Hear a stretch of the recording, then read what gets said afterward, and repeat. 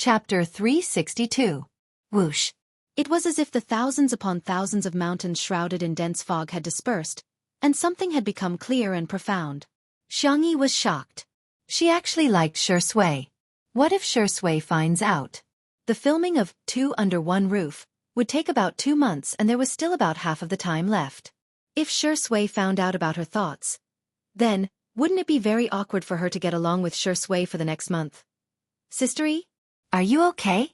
The man's low magnetic voice sounded in her ear. Xianxia pretended to be calm and asked, Ahem, what do Senior Zhong and Jiang like to eat? In a split second, Xianxia had already thought of a countermeasure. Act as him. In a certain world that she had transmigrated to, she had also played many supporting roles in order to help the protagonist win the Best Actress award. She felt that she wasn't particularly bad. So, Shui shouldn't be able to find out. Little did she know that Shui had noticed her abnormality almost immediately. He was more sensitive to people's emotions than ordinary people. The man raised his long eyebrows and said, I'm not sure. He had worked with Zhongyi before, but he didn't know her tastes at all. Or rather, he didn't care at all. Xianxia pretended to be calm and said, Oh, I see. I'll ask them later then. Sister E, are you nervous? Almost as soon as Shui finished speaking, Xianxia exclaimed like a cat with its hair standing on end. No. Then you. Shui sized her up with a half-smile and his eyes gradually widened. Why are you walking with your hands and feet in the same direction? Xianxia was speechless. She said stubbornly, Maybe you saw wrongly. However, this scene was honestly recorded by the camera. The fans expressed that they found it adorable. Why is Sister E in a daze? She looks so cute when she walks with her hands and feet in the same direction. Xianxia really looked like a little rabbit when she was frightened just now, the white and soft kind. F***ck, I'm going to become a fan of the couple. E is so cute. No man is worthy of her. Ahem, me too. I just want to see a beautiful Missy surrounded by a bunch of puppies. Xianxia used the fruits she picked, yogurt, and nuts to make a fruit scoop. After busying himself for half a day, he finally got such a cold and sweet bite. It was simply too satisfying. Xianxia did not add any ice cubes for Jiang's portion. Little Lolita took a bite and her little butt fluttered in happiness. Good, good. What are you supposed to say when someone gives you food? Jiang blinked and asked in a soft and tender voice. Is there more? Zhongyi was confused. The adults in the room were all amused by the children's words. Zhongyi rubbed her forehead helplessly. At this moment, Li Jianyu took the microphone and began to advertise. Good news, good news. Sister E and Shui's double cover magazine is about to be released. 9.90 yuan. You won't be at a disadvantage if you buy it.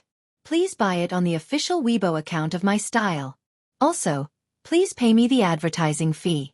Li Jianyu hereby kneels down and thanks the sponsor. The netizens watching the live stream were appalled. Son, you're so good at advertising. Ha ha ha. Huh? It's finally going to be released. Buy. I must buy it. The photo of Shui holding onto Sister Yi's leg and refusing to kiss her. I bet that photo must be the cover. Damn it. Everyone, go to Weibo. My style is up to something. They've actually separated the male and female versions into AB and AB versions. The two covers are different.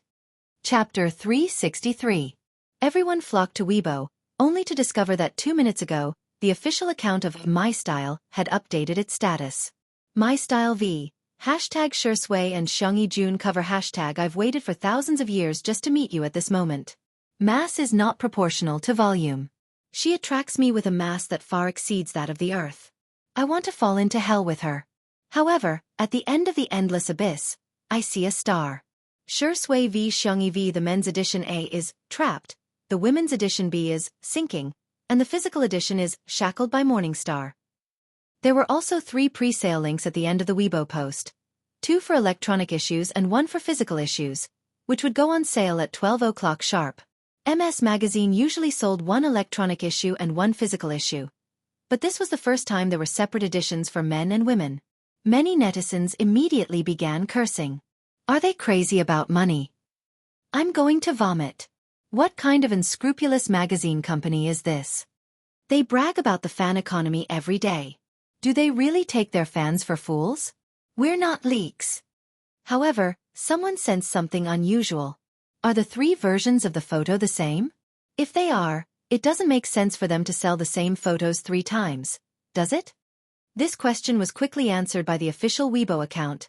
Dear, all 3 versions of the photo are different. And they all have their own focus.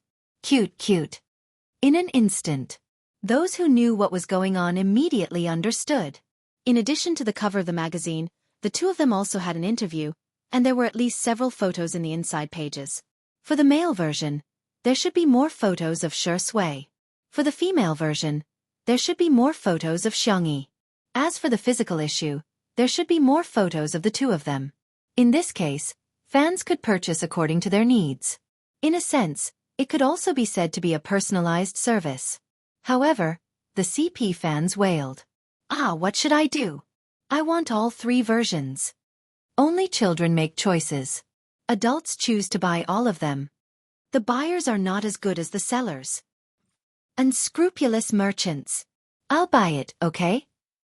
Collecting and hoarding are human instincts, so I'm just following my instincts and not spending money recklessly.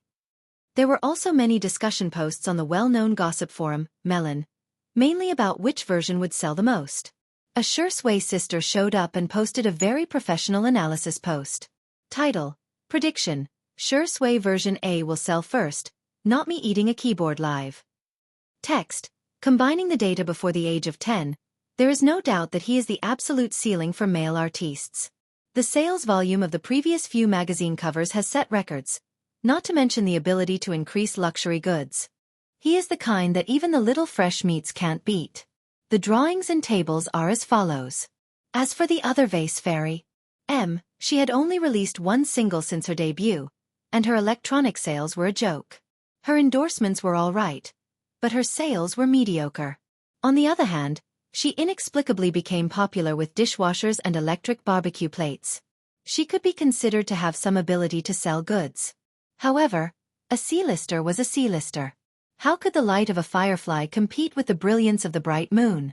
Of the 3 versions, Shui version A is the best seller, the double cover version is the second best seller, and the vase fairy version B is the third best seller. By the way, according to MS's usual practice, the first batch of links will probably be about 100,000 copies. I predict that the Shui version A will definitely sell out in seconds. As for the double cover version and the vase fairy version B, I suggest the Vase Fairies fans hurry up and raise funds. The post soon reached the top of the trending section, and there were more than 1,000 replies. At this moment, it was 12 o'clock. Chapter 364. In the entertainment industry, the sales volume of a magazine was, in a sense, equivalent to the commercial value of a celebrity. The so-called instant sales meant that the sales volume was within a minute or a few minutes. The higher the sales volume, the greater the purchasing power of the fans, and the greater the celebrity's ability to sell goods. Shui's fans rubbed their hands in glee and clicked on the purchase button as soon as the electronic magazine was put on the shelves. The Shui sister who posted the post bought Shui edition A and refreshed the page to find that there were no more copies in stock. She clicked on the link to the physical magazine, only to find that there were not many copies in stock. She then clicked on Xianxia edition B and found that there were still more than 90,000 copies in stock. The girl in front of the screen laughed out loud and immediately took a screenshot and edited it into the main text of the post. Main text: Shui edition A has been sold out. Looking at my purchase record, it should have been achieved in about 2 minutes. Also, thank you to the Vase Fairy for contributing to our joke of the year. Her commercial value is about 0. I suspect that her fans are fake fans. However, she was confused by the netizens' replies. Ha ha ha, as long as you're happy. Are you there? Is there something wrong with your eyesight? Another one has gone crazy. Take her away, she's hopeless. She was puzzled until she refreshed the forum and found a post titled, Have a taste of the strongest fan club in history. Rewind time to a few minutes ago. On Weibo, Yan Nai and his father, Yan Zhenhua, reposted the Weibo post of MS Magazine. Yan Zhenhua. Ha ha ha, little girl, have you grown up? I'm craving it. I'll buy a few copies as payment for my food expenses. Yan Nai.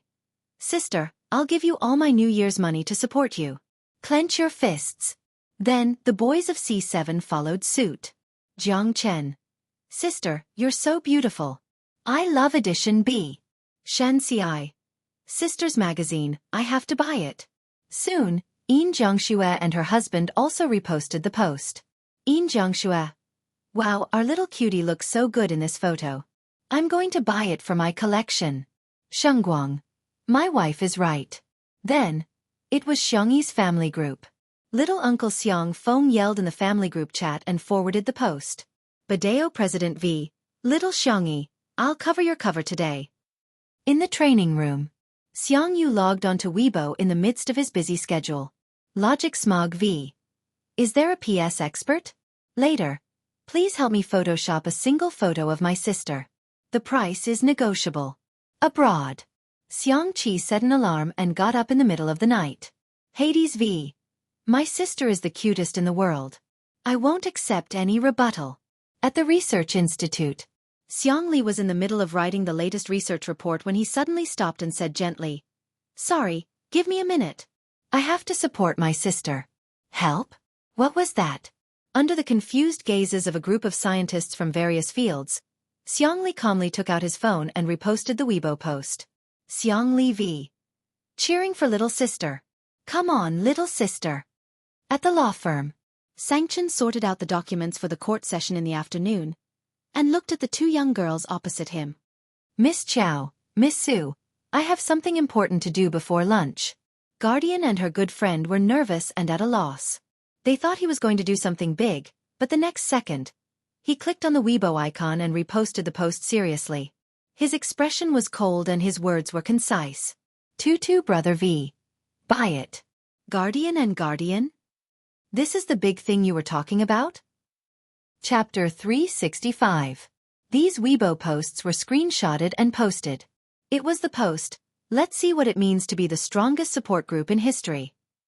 The netizens were stunned to see the famous directors of the entertainment industry, top celebrities, young hunks, respected veteran actors, gaming gurus, famous designers, medical doctors, and top lawyers supporting Xiangyi. What the F***CK? What kind of luxurious lineup is this? This is probably Mary Sue's favorite heroine in novels. I just saw that the official Weibo accounts of the Chinese Folk Music Association and the Traditional Chinese Medicine Association have also reposted it. There was no need to mention how envious the other fans were. This kind of support was really not something that everyone could get. Shui's sister, who had posted just now, gritted her teeth in front of the screen. She was a fan of Shui, but she was also an anti-fan of Xiangyi. She was extremely upset about the two of them being a couple, so she couldn't stand Xiangyi at all. She couldn't help but mock and ridicule under the post. So what if there are so many people supporting her? Every one of them was just talking. Why don't they buy it? Our Shui sold it in 2 minutes. What about her? Can she sell it out in 200 years? Smiley face. As soon as she posted it, she was rebuked. The data hasn't been tabulated yet. I clicked on it a minute ago, but I didn't manage to buy it. However, the inventory page is malfunctioning, and it keeps showing more than 90,000 copies. Ha, keep bragging. Can the vase fairy be that impressive? Shui's version A sold out in 2 minutes, but she can sell out her version B in 1 minute? Isn't she afraid that others will laugh at her? She snorted and replied sarcastically. Her? Her. She can sell it in seconds? Then I'll go to heaven. As soon as she replied, a notification popped up on Weibo, showing that MS had posted a new post.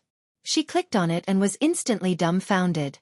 Someone had indeed sold it in seconds, but it wasn't Shui, My Style V. Hashtag Shui Xiangyi June cover hashtag congratulations at Shui's edition of the e-magazine was completed in 2 minutes and 36 seconds, the achievement of selling 100,000 copies. Congratulations to at Xiangyi V for selling 100,000 copies of the B edition e-magazine in 59 seconds. It set a new record in the history of My Style. At the same time, congratulations to the two of them for the achievement of selling 100,000 copies in 5 minutes and 1 second for the physical issue of Confined to the Morning Star. The entire circle was in an uproar. Female artist, 59 seconds, 100,000 copies. Good heavens, even if there was support, this number was still shocking. When Xiangyi's fans saw this Weibo post, they all felt proud. Sister E is so outstanding. roaring at the top of his lungs. Oh, low-key, low-key. Our easy isn't that impressive. Awesome. It felt so good. After being slandered for so long, he could finally hold his head high. That's how impressive our EE is. Bullshit. Someone even tagged Shirsue's sister. Ha ha ha, does your face hurt? You there?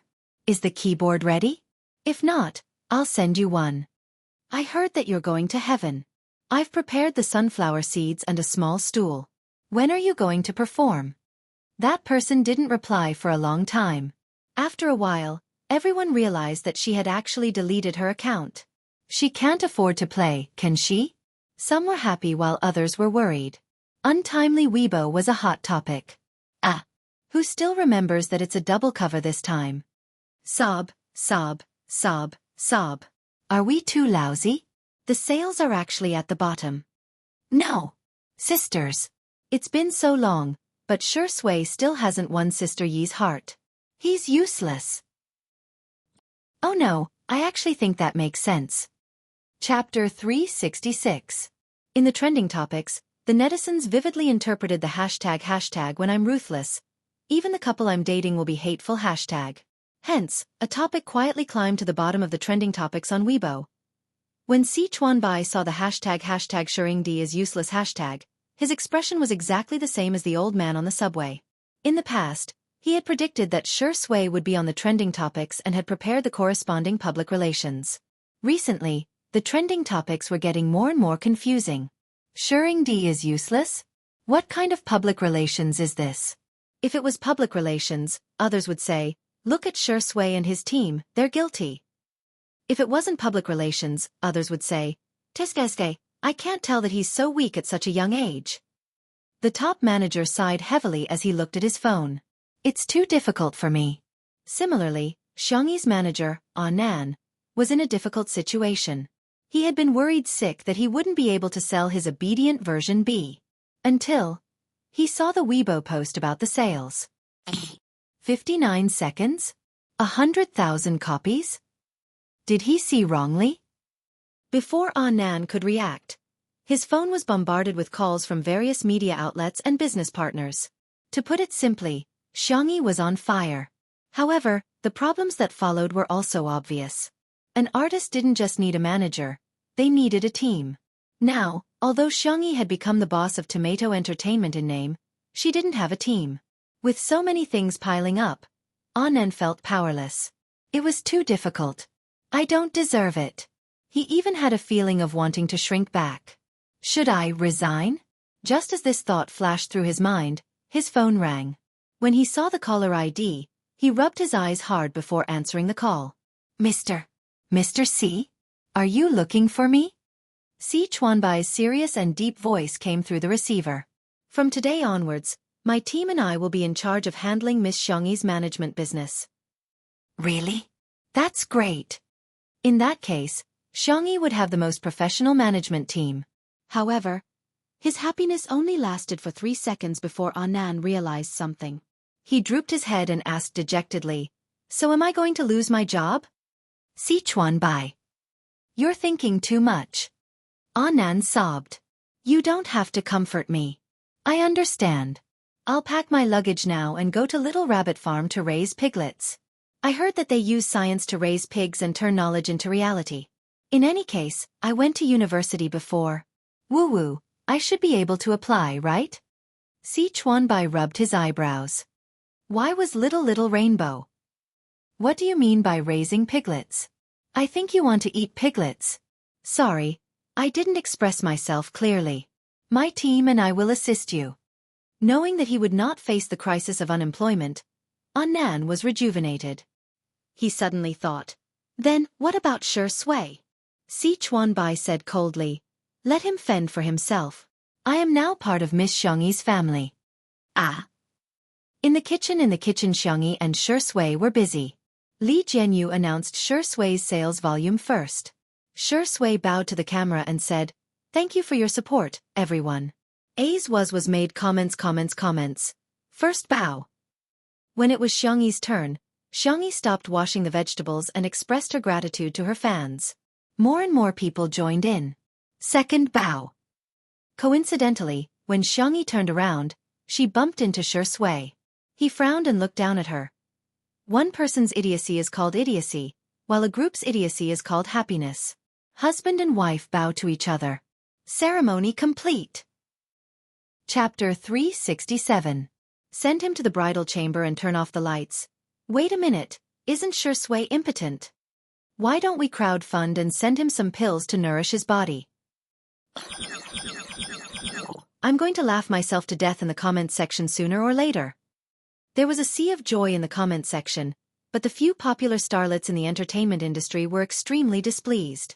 Some of the fashion and endorsement opportunities that had originally approached them had all gone to Xianxia. That was how realistic the entertainment industry was. When something was going down, the business world wouldn't even take a second look. When it was popular, the business world would willingly be a spare tire. The starlets would usually fight openly and covertly. But today, they were united against a common enemy and quickly formed a group. The Plastic Sisters flattered each other for a while, and then very tacitly joined forces to defame Xianxia. Soon, a lot of negative news about Xianxia appeared on the internet. What kind of sales legend is this? It's all fake. After removing the fake news, it's already good enough for someone to sell 1,000 magazines. Well, a certain Xiang actress has a bunch of rich brothers. Of course she can buy as many magazines as she wants. Commercial value? Sorry, the vase fairy really doesn't have any. It's all fake prosperity. Would there really be an idiot who would believe that she has fans? She might be fine if one person scolded her, but if a group of people scolded her, there must be something wrong with her. Otherwise, why would they scold her instead of others? The companies behind the starlets all had a lot of marketing accounts, which undoubtedly came in handy at times like this. They were ridiculing Xianxia from all angles, as if the 100,000 copies sold by her brothers were all fake figures. Commercial value was an important standard in the business world to measure artists. Seeing so much negative public opinion on the internet, some brands couldn't help but back out. Looking for Xianxia might not be a good choice. She was popular, but she was a little too black-red. After all, no one wanted to find a spokesperson who would attract criticism. Besides, her figures were too exaggerated. In the entertainment industry, male artists had always been the ones who outsold female artists. Since when had female artists ever outsold male artists? At the critical moment, an overseas vlogger posted on Weibo, which attracted the attention of netizens.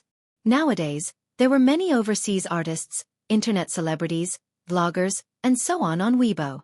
Some of them managed their accounts well and had a considerable number of fans. It just so happened that the vlogger who posted on Weibo would usually share her outfits, skincare, and so on. She had more than 2 million fans. Luna V. Hey, I want to ask, can anyone help me buy this? My friends like her very much. There was a picture. It was a screenshot of My Style's Xianxia Edition B. The netizens? Is Xianxia? S. Do overseas vloggers? S. Someone raised a question in Luna's native language. She no. S fans post 1. She, T her videos, S her, S, T's, test, T-I-S2, S. Not only is she the ideal type for men, but she is also the ideal type for women. S for, oh my god, someone bought it for me. I'm so happy. Chapter 368. The netizens were dumbfounded. Ah, is this real? Usually, we're the ones who get people to buy overseas skincare products and cosmetics. Now, foreigners are getting people to buy our female artists' magazine covers?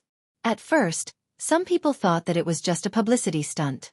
However, some overseas students posted screenshots of overseas magazines, which made people realize how terrifying Xianxia's popularity was overseas. I'm shocked. So the vase fairy is not only popular, but she's also really popular overseas? Ah, there are 200,000 links to each of the 3 editions. Sister Yi's edition B has been sold out. It's really sold out in seconds. I went to several well-known overseas video websites and found that the number of views on Xianxia's cooking videos is second only to the videos of our national treasure panda acting cute. The popular actresses who had teamed up to slander Xianxia were also confused. How did this happen? Didn't Xianxia just star in a variety show? How did she become so popular overseas? Those brands who had backed out just now were dying of regret. They hurriedly tried to contact Xianxia again, only to find that she already had a new management team, gold medal manager Si Chuanbai and his team. The brands were speechless. Isn't he Shengdi's exclusive manager? Why is he in charge of Xiangxi's management business? Si Chuanbai was much colder than Nan. He quickly filtered through and rejected those that were not suitable for him. Those brands beat their chests and stomped their feet, hating themselves for being a step too late and missing out on such a huge business opportunity. The most vicious slap in the face came from a Weibo post that Shui liked. Badeo President V. Woo, what lousy magazine is this? It's limited to 1 copy per account. I'm rich. Let me buy it. Do you hear me? Xiang Feng's incompetent and furious post attracted a lot of laughter from the netizens. After Shui liked the post, everyone suddenly understood the main point. Huh? There's a limited purchase? And it's limited to 1 copy. A limited purchase meant that no one could buy hundreds or thousands of copies. The rumor of Xiangxi's brothers spending money to boost sales was dispelled. The netizens were in a daze, still in disbelief. Xiangxi, a female artist, had single-handedly surpassed Shui's magazine sales. She had really recorded a variety show. If there were any good works in the future, he didn't dare to think about it. He really didn't dare to think about it. Untimely super topic. Shui, a man who is always on the front line to protect his wife. My first reaction is that I've eaten candy. My second reaction is that Shui likes her. Sob, me too. I feel like my daughter hasn't been enlightened yet. I'm looking forward to her growing up, but I don't want her to grow up at the same time. Her mother fans are so worried. The manner. When lunch was served, Jiang stared blankly at the sumptuous lunch. Did elder sister do all this? Amazing. Jiang praised generously. Jiang, call me auntie, said Zhongyi. Jiang shook her head and said, No, it's sister. The beautiful ones are all big sisters. Xiangxi had always been very tolerant towards her cubs. She pushed a cup of freshly squeezed strawberry milk over, her eyes gentle and calm. Jiang took a sip and squinted her eyes blissfully. After a few seconds, she sighed like an adult and said, When will I grow up? Madame Xiang asked, Jiang, what do you want to be when you grow up? Jiang exclaimed, I want to marry Sister Yi. Everyone at the table burst into laughter. Shui was the only one who raised his eyebrows. Children are such creatures. They're really annoying. Chapter 369. The netizens watching the live stream were appalled. It's time for the mukbang live stream. Reporting, the takeout has been ordered and the milk tea is ready. Get ready to eat. Over. Shui's eyebrows are so soulful. He's not going to be jealous of children, is he? Zhongyi was shocked by the delicious food on the table. Did you make all these? Xiangxi didn't take the credit. Shui and I made them together. Shui said, I'm just an assistant. A look of surprise flashed past Zhongyi's eyes. As far as she knew, Shui was the type of person who would rather not eat than cook. Yet she's willing to cook? Madame Xiang praised. Our dear Tutu's culinary skills are really getting better and better, Xiangyin humphed and said. That's all. Madame Xiang, if you didn't eat the most, I would have believed your nonsense. As for Xiao Naofu and little Shiji, they also had their own lunches. Little Shiji, who had only eaten dog food before, barked and buried its face into the bowl of food for the first time. Xiao Naofu, on the other hand, turned into a little kitten and ignored its own food to squeeze into little Shiji's bowl. Little Shiji looked at it in bewilderment. Woof. Xiao Naofu barked at it fiercely. Woof. I'm going to eat your food, you mutt. Little Shiji hesitated for a few seconds and quietly retreated. It even pushed its bowl towards Xiao Naofu, seemingly hinting for it to eat more. Xiao Naofu initially thought that little Shiji was trying to lure it away from its territory so that it could steal its luxurious seafood rice. To its surprise, little Shiji lay on the ground obediently and watched it eat innocently with watery black eyes. It seemed that it was planning to wait for Xiao Naofu to have its fill before starting. Xiao Naofu suddenly felt that the rice in its bowl was no longer fragrant. What are you looking at? Xiao Naofu was immature and was equivalent to a human child. It bullied little Shiji because it felt that little Shiji had stolen Xiangyi's love. If little Shiji was a bully, It would definitely fight little Shiji to the death. However, little Shiji wasn't. Xiao Naofu felt like it had punched cotton. It stared at little Shiji for a few seconds before reluctantly pushing the bowl back. It even picked up a prawn from its bowl and placed it in little Shiji's bowl. Meow. Humph, this hoo-hoo only gave you a prawn because you're too thin and weak. In the next second, little Shiji pressed it onto the ground and began licking Xiao Naofu's head happily. Meow meow meow. Xiao Naofu. Your mother, don't come over. Stupid woman, save me. Save me. As an internet celebrity cat, Xiao Naofu had its own cameraman and a separate live broadcast room. The netizens inside were all cute and doting, and the style was very harmonious. Xiao Naofu is so pretentious. Our Xiao Naofu has grown up, I'm glad. Little Shiji is so domineering. I'm done, cat videos? So embarrassing, I'm too embarrassed to watch. Xiao Naofu struggled to break free from little Shiji's shackles and jumped into Xiangyi's arms, feeling extremely aggrieved. Meow. Woo-woo, that annoying mutt licked my fur until it was wet. Xiangyi put down her chopsticks and coaxed it gently. When Xiangyin saw this scene, he frowned and said with a menacing expression, "Don't worry. Just eat, why are you hugging it?" Xiao Naofu was so frightened that it shrank into Xiangyi's arms. Some netizens commented, I feel like old Mr. Xiang doesn't hate cats but Xiangyi. Chapter 370. This comment gained the approval of many people. Yeah, cats are so adorable. Would anyone hate cats? To be honest, old Mr. Xiang has 4 grandsons. Why would he fancy one granddaughter? In ancient times, Xiangyi wouldn't even be listed in the genealogy. Haha, did you guys just realize? I could tell long ago that Xiangyi's grandfather has been pulling a long face towards the vase fairy. He obviously doesn't like her. As soon as those comments were posted, they were rebutted by Xiangyi's fans. TSK, you guys found out again. What's wrong with the person who mentioned the genealogy? Times have changed. You've forgotten about it early in the morning. It's just a sentence, yet you're imagining so much. Some people really have nothing better to do. It's not like it's written all over your face. There was a strong smell of gunpowder in the comments. Nowadays, the live stream industry was very developed and the stress that had nowhere to be released in reality was easily vented on the internet.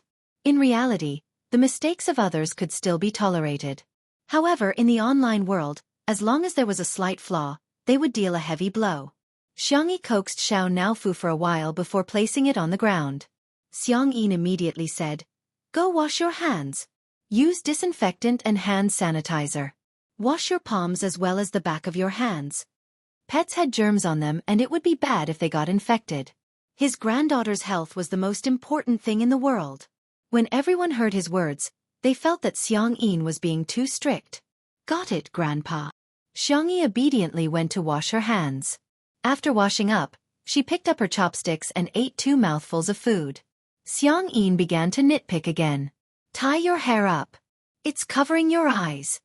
Xiangyi had her hair tied up in a bun, but she left her fringe slightly long because she hadn't cut it in a while. It can't be tied up. She gestured to the length and suddenly found a small hair clip to clip her fringe up, revealing her fair and smooth head. There was a trace of satisfaction in Xiangyin's eyes. Yes, my granddaughter looks the best when her hair is tied up. In the live stream, Xiangyin's grandfather is so fierce. I'm shivering in front of the screen. It's true that he hates her. Otherwise, he wouldn't be so picky. Why does it feel so real? My mom also likes to let me comb my hair up to reveal my forehead. However, even though some people were cursing, they were watching with more enthusiasm than anyone else. After the meal, Zhongyi and Jiang had the habit of taking an afternoon nap, but when Jiang heard that Xiangyin was going to make malt candy, she skipped her afternoon nap and instead scurried over to Xiangyin's side to watch him. Little Rabbit Farm had sent some half-finished products over. The old man sat in the pavilion, leisurely boiling maltose in a small pot. A gentle breeze blew past, and the flowers by the pavilion fell. The green hills in the distance were faintly discernible. In the courtyard, a few ducks passed by the pond. The scene was beautiful and poetic. There were fewer bullet screen comments in the live broadcast room. Everyone was enjoying the tranquility and warmth of the moment. The old master's movements were skillful, and it was obvious that he had done this many times in the past. He used a slender piece of wood chopped from bamboo to boil a round maltose candy. It looked like a lollipop and handed it to Jiang. "Baby, take it." "Thank you, Grandpa." Jiang hugged the maltose candy happily and licked it. It was sweet and warm. She said incoherently, "Yummy." When the netizens saw this scene, they were a little envious. "Xianxia is so nice," some haters sneered. "Even his biological granddaughter doesn't receive such treatment. Seems like someone is really annoying." However, Xianxia hummed a tune and took out a new piece of wood. He spun it, and the maltose candy in his hand grew larger and larger. The netizens began to feel that something was amiss. Chapter 371. The bright, light yellow maltose candy was emitting steam. Gradually, the candy ball in Xiangyin's hand became several times larger than the one he gave to Jiang just now. Xiangyin picked it up and looked at it, but he still felt that it wasn't enough. Hence, he put it in the pot and spun it a few more times.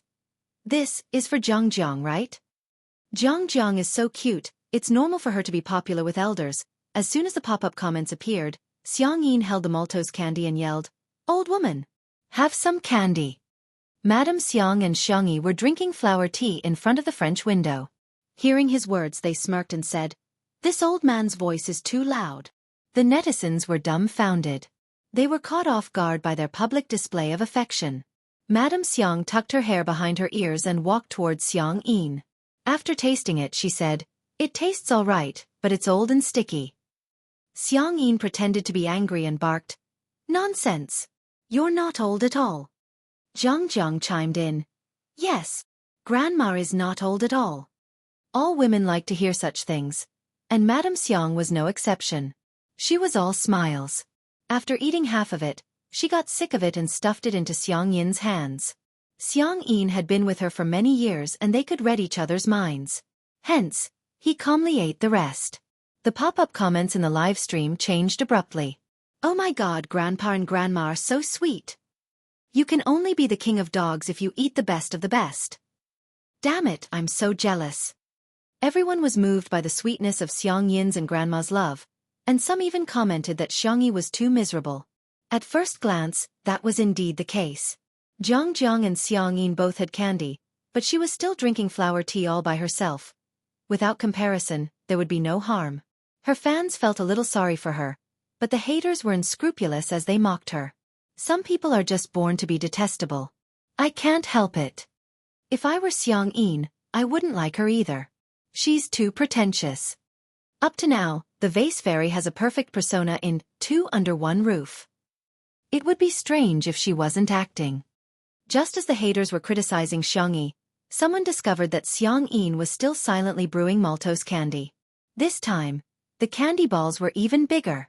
Not only was it big, but he also continuously molded it into shape. Not long after, a round bunny-shaped maltose candy appeared in his palm. The old man looked at it and felt that it was not enough, so he continued to carve it carefully with a bamboo stick. After a long while, the old man was finally satisfied. The camera gave a close-up. It was a lifelike little rabbit, cute and delicate. Rabbit? Rabbit? It can't be that coincidental. The next moment, the old man's loud and clear voice resounded in the courtyard. "Good, rabbit, rabbit."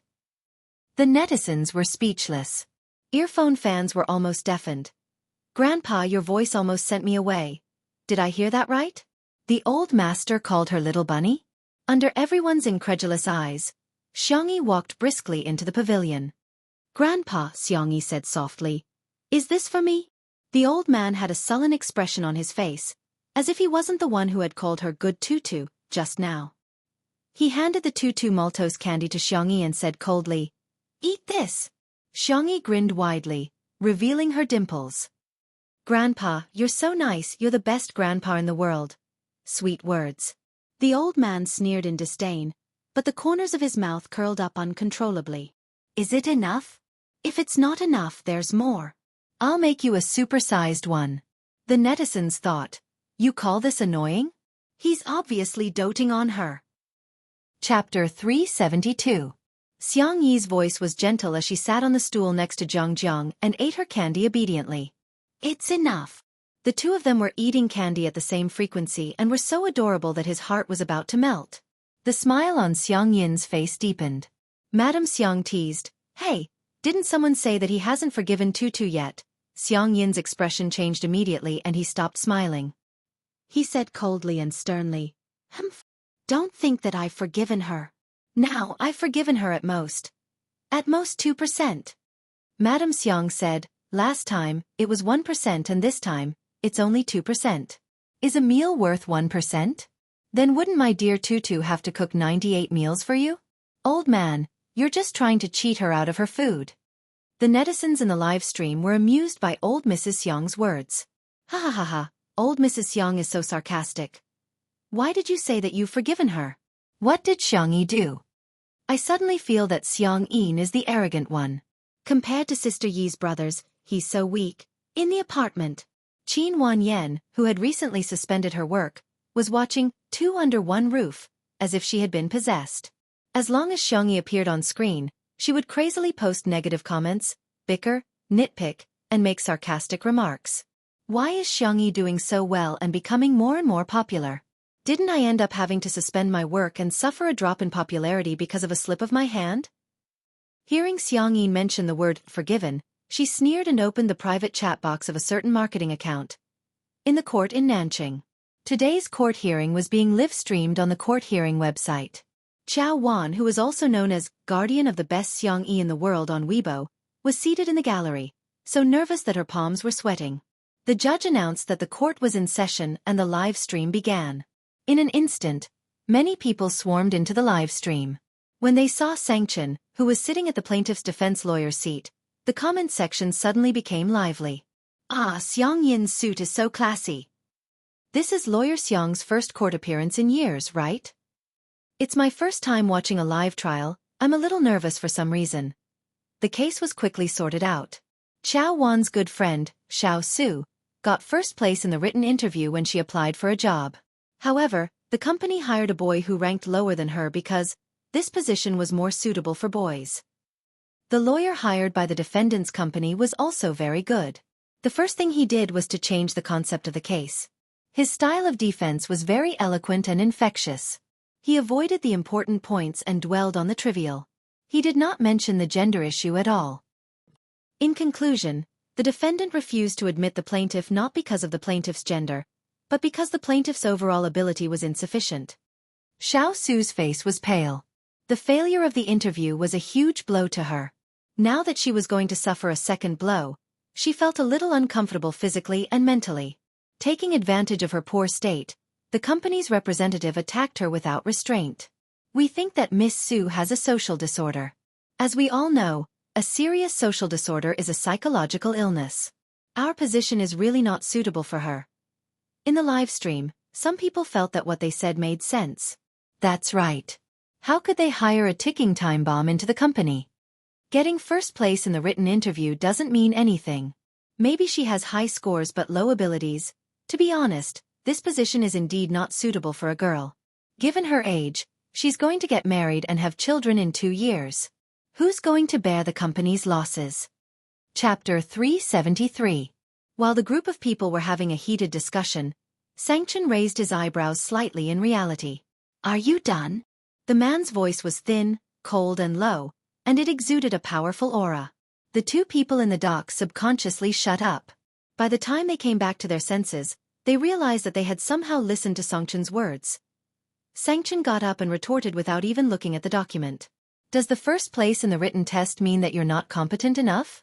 In that case, I'm afraid I have to question the professional competence of your company's interviewers. As for mental illness, that's a personal attack. Who says that everyone has to be extroverted? It's precisely because of introverted people that there's diversity. No matter what personality they have, they deserve to be respected. If the person who came in first place in the written test was a man, would you still hire a woman who ranked lower? The answer is obviously no. Not only are you violating the law, you're also morally laughable. After a pause, he sneered. The people in the live stream were dumbfounded and it took a while for the pop-up comments to come back. Damn, Xianxia is so sharp-tongued. If you're not good at literature, you can think of one sentence. Lawyer Xiang is awesome. Well said. He's reasonable and polite. It's a textbook defense. Xiao Wan could no longer hear what the judge said to the defendant's lawyer. The only thing she could see was the tall and imposing figure. He's so suave. Songchen's style of defense was just like his personality. He hit the nail on the head and was cold and sharp. After a few rounds, he had already gained the upper hand. Xiao Su, who was initially hanging her head low, slowly raised her head and subconsciously straightened her back. Yes, I'm not as bad as the other party. Having regained her confidence, Xiao Su's gaze became resolute. The netizens in the live stream were infected and they began leaving comments to cheer her on. A case of this level was not difficult for Xianxia at all. Very quickly, he slayed everyone in the room with a crushing manner. He adjusted his tie with his well-defined fingers and listened coldly to the judge announce the results of the trial. In the end, Xiao Su won the lawsuit. Although she did not receive much compensation, she smiled for the first time in days. Lawyer Xiang, thank you. Xiao Su sniffled and continued, and you Wan, thank you for helping me so much.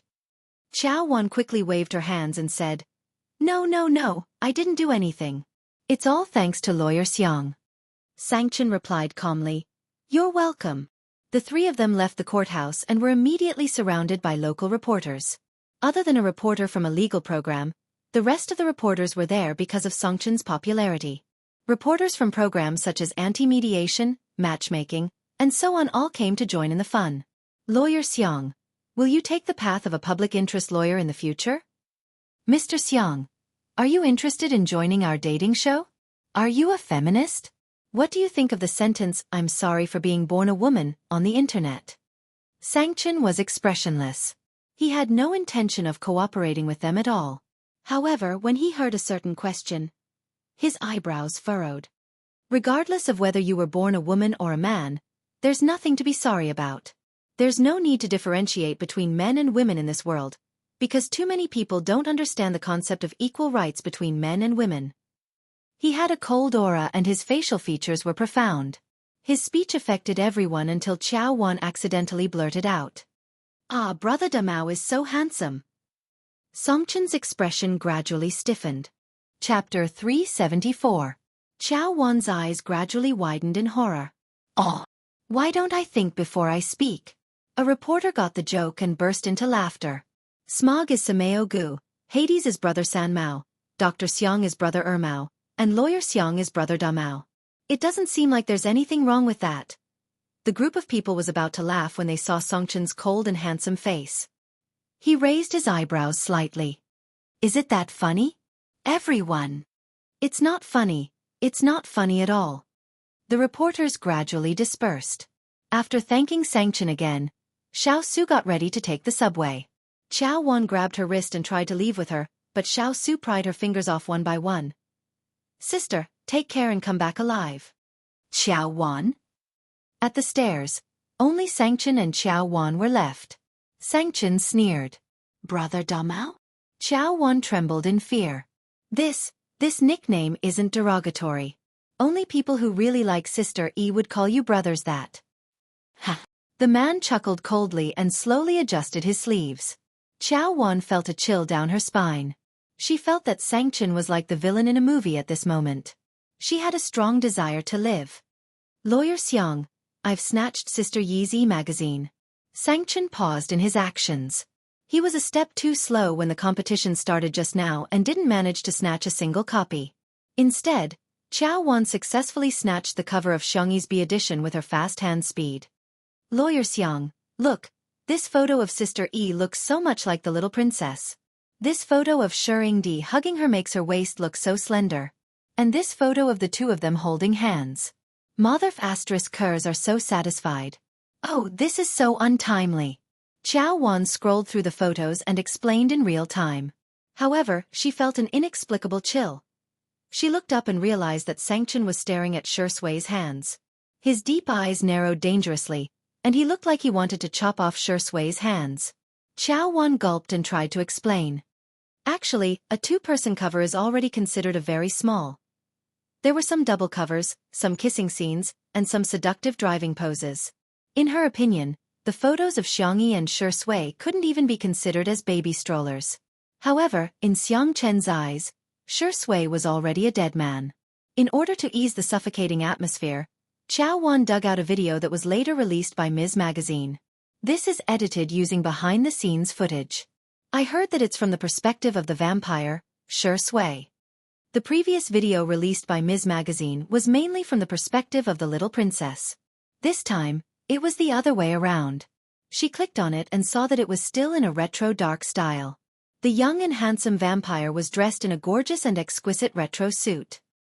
He happened to encounter the innocent the little princess in the forest. His nonchalant gaze slowly became extremely aggressive. He wanted to destroy that purity. Then, it was a step-by-step calculation. However, what the vampire didn't expect was, he was the first to fall into her trap. Rather than saying that he led the little princess to fall into his trap, it was more accurate to say that he fell into the sweet trap of the little princess. Just right, it echoed the theme of falling into his trap, and deep in his trap. The scene changed to a dim and beautiful castle. The vampire held the back of the little princess's head tightly, and the scene of them kissing was seductive. Unexpectedly, in the next second, the little princess grabbed his tie. Her fair and soft fingers curiously and innocently touched his Adam's apple. Then they moved down bit by bit. The two of them looked at each other. The video stopped abruptly. Chapter 375. Chao Wan suppressed her excitement and finished watching the video. When the video ended, she shuddered and sobered up all of a sudden. It's over. It's over. Sister Yi's flirting is sweet, but will Lawyer Xiang beat his sister up too? Chao Wan was on tenterhooks when she heard a gritting voice coming from above her head. My tutu has been led astray just like that. Chao Wan. Huh? Instead of learning from the good, you're learning from the bad. Xiang Chen cracked his fingers and sneered. You're a dog. It was obvious who he was referring to. Chao Wan suddenly felt that Shi Sui was going to lose his leg. As soon as the Weibo post was posted, the comments section exploded. Oh my god, what kind of amazing editing is this? The little princess has fallen into depravity, but she's also a vampire immortal. Sisters, you like her so much. Damn. Shi Sui's gaze was so lustful when Sister Yi touched his Adam's apple in the last scene. If it weren't for the fact that they were filming, Shi Sui would have eaten braised tutu. Tutu is so adorable. Wouldn't it be more delicious if she was steamed in hot water? I miss Sister Yi's cold rabbit soup. When can Little Rabbit Farm come out with a similar dish? What kind of magic does Sister Yi have to make you guys change the topic like that? Xiangyi's flirting was treated as a trump card. And now, the trump card had worked. The third and fourth batch of links were still selling like hotcakes. Those who were close to the warehouse where the physical copies of the magazines were distributed quickly received the physical copies. The cover of Morning Star used a photo of Xiangyi tugging at Shi Sui's necktie. Their gazes met, and there was a clash of provocation and abstinence, as well as a clash of seduction and depravity. The atmosphere was full of storytelling. In the interview, other than the usual questions, there were also the two people's understanding of the story. Xiangyi. It's a very romantic story. I think both the little princess and the vampire are very lonely. They don't have any good friends, so they are attracted to each other. Although the shooting style uses dark elements, I think the vampire is very gentle. He didn't hurt anyone. Shi Sui. I think Sister Yi is right. It was more like redemption than depravity. On the surface, it was the vampire who had trapped the little princess. In fact, the little princess had also trapped the vampire. However, both parties were willing to do so. The little princess was like a star to him. The fans of the untimely couple were completely intoxicated by it. I don't care. I've already replaced Sister Yi with Shi Sui Xingxing. Ha ha ha, I think Sister Yi's understanding is a fairy tale, while Shi Sui's understanding is a love story. I'm different.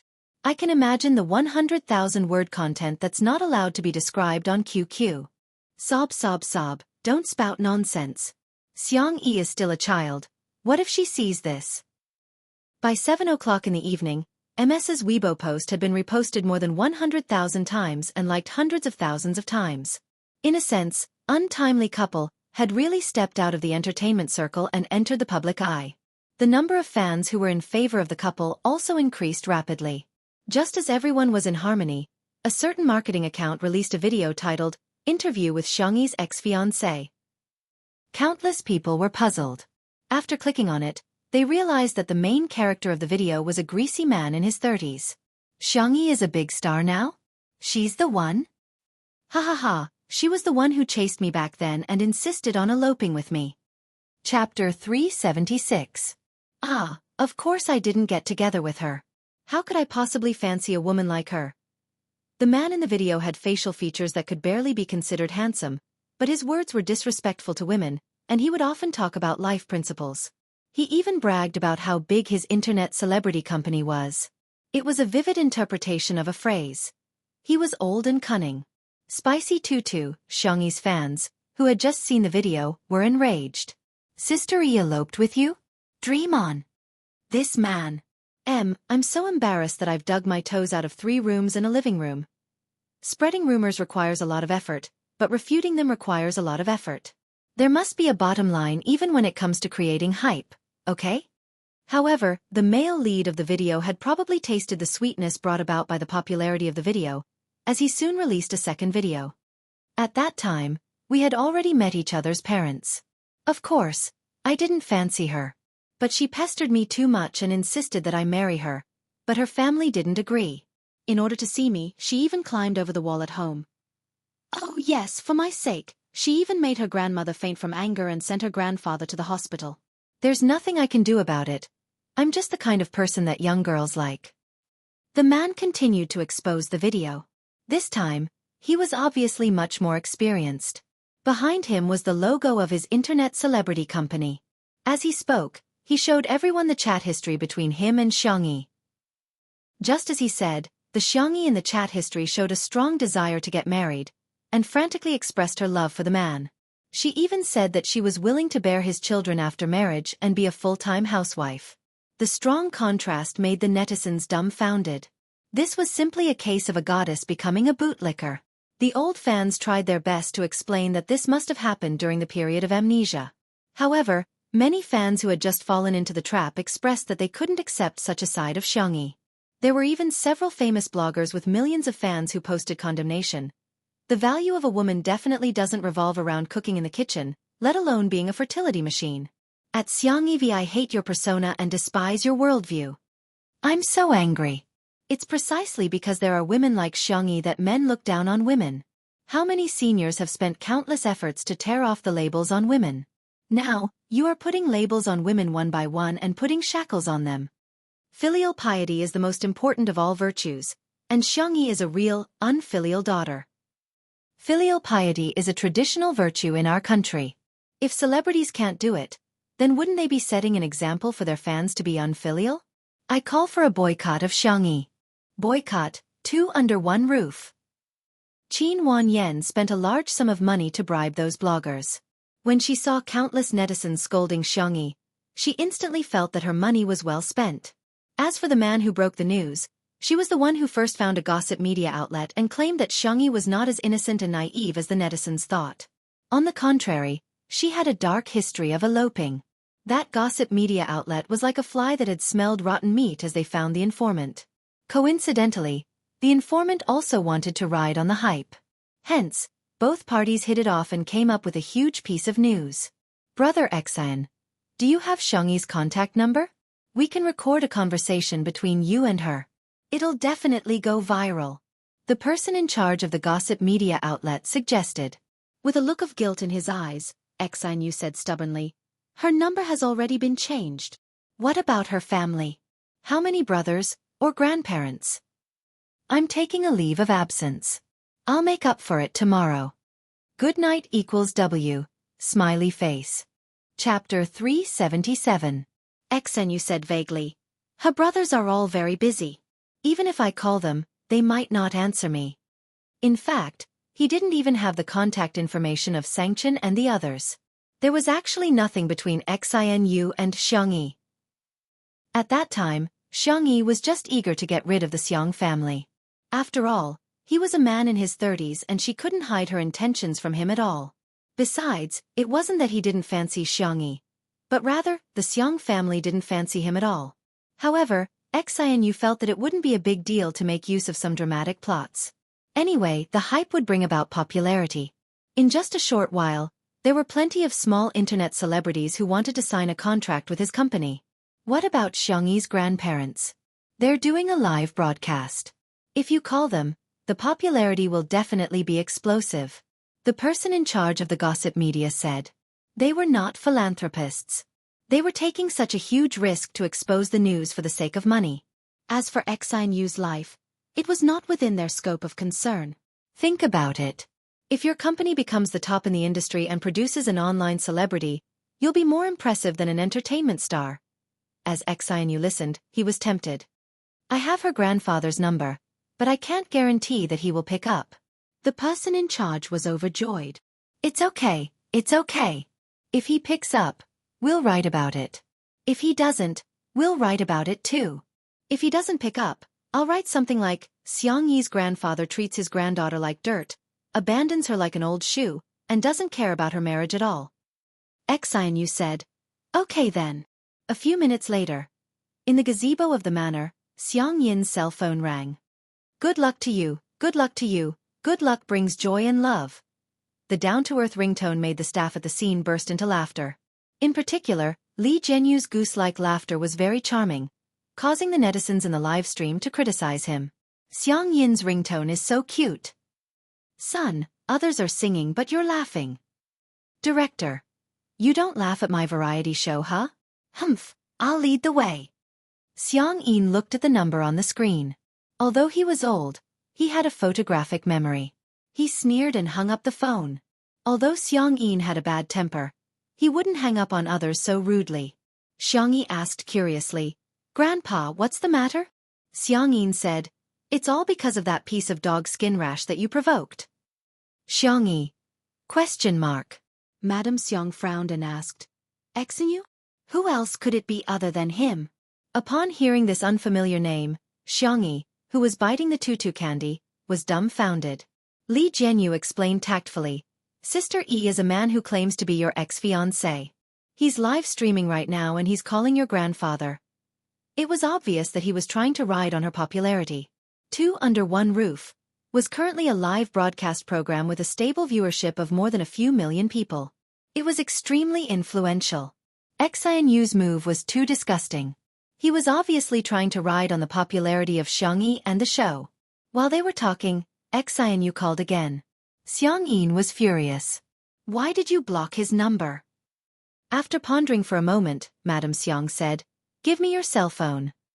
Xiang Yi's grandfather was puzzled, but out of the habit of loving his wife for many years, his hand reacted before his brain could as he handed the phone to her. Old Mrs. Xiang pressed the answer button and said gracefully and composedly, Mr. Xian, what can I do for you? Chapter 378. On the other end of the line, Xianyu didn't expect someone to pick up at all. He was flustered for a few seconds before pretending to be familiar with her. Hello, Grandma. I'm Xianyu. How have you and Grandpa been lately? Xiang Yin flew into a rage. This shameless bastard. How dare he mention that? If it weren't for him, would old Mrs. Xiang have fainted from anger? However, the netizens felt that this ex-fiancé was quite polite.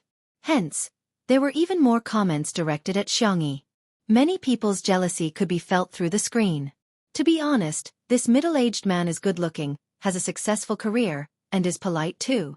He's more than enough to be a good match for Vase Fairy. In my opinion, with his qualities, he can get any woman he wants. Xiang Yi is just an actress. How can she have the cheek to be picky? TSK, she has such high standards.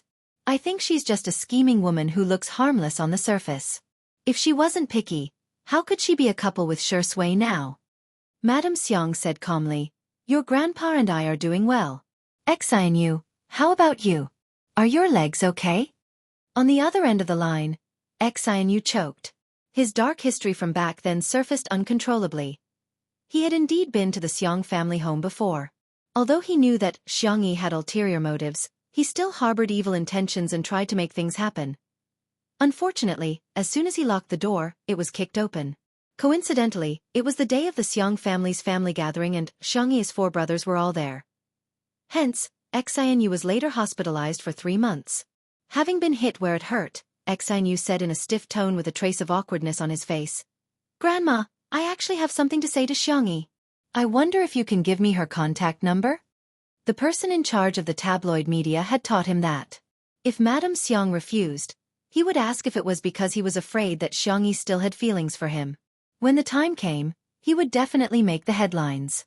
To his surprise, Madame Xiang said leisurely, "If you have something to say it in person."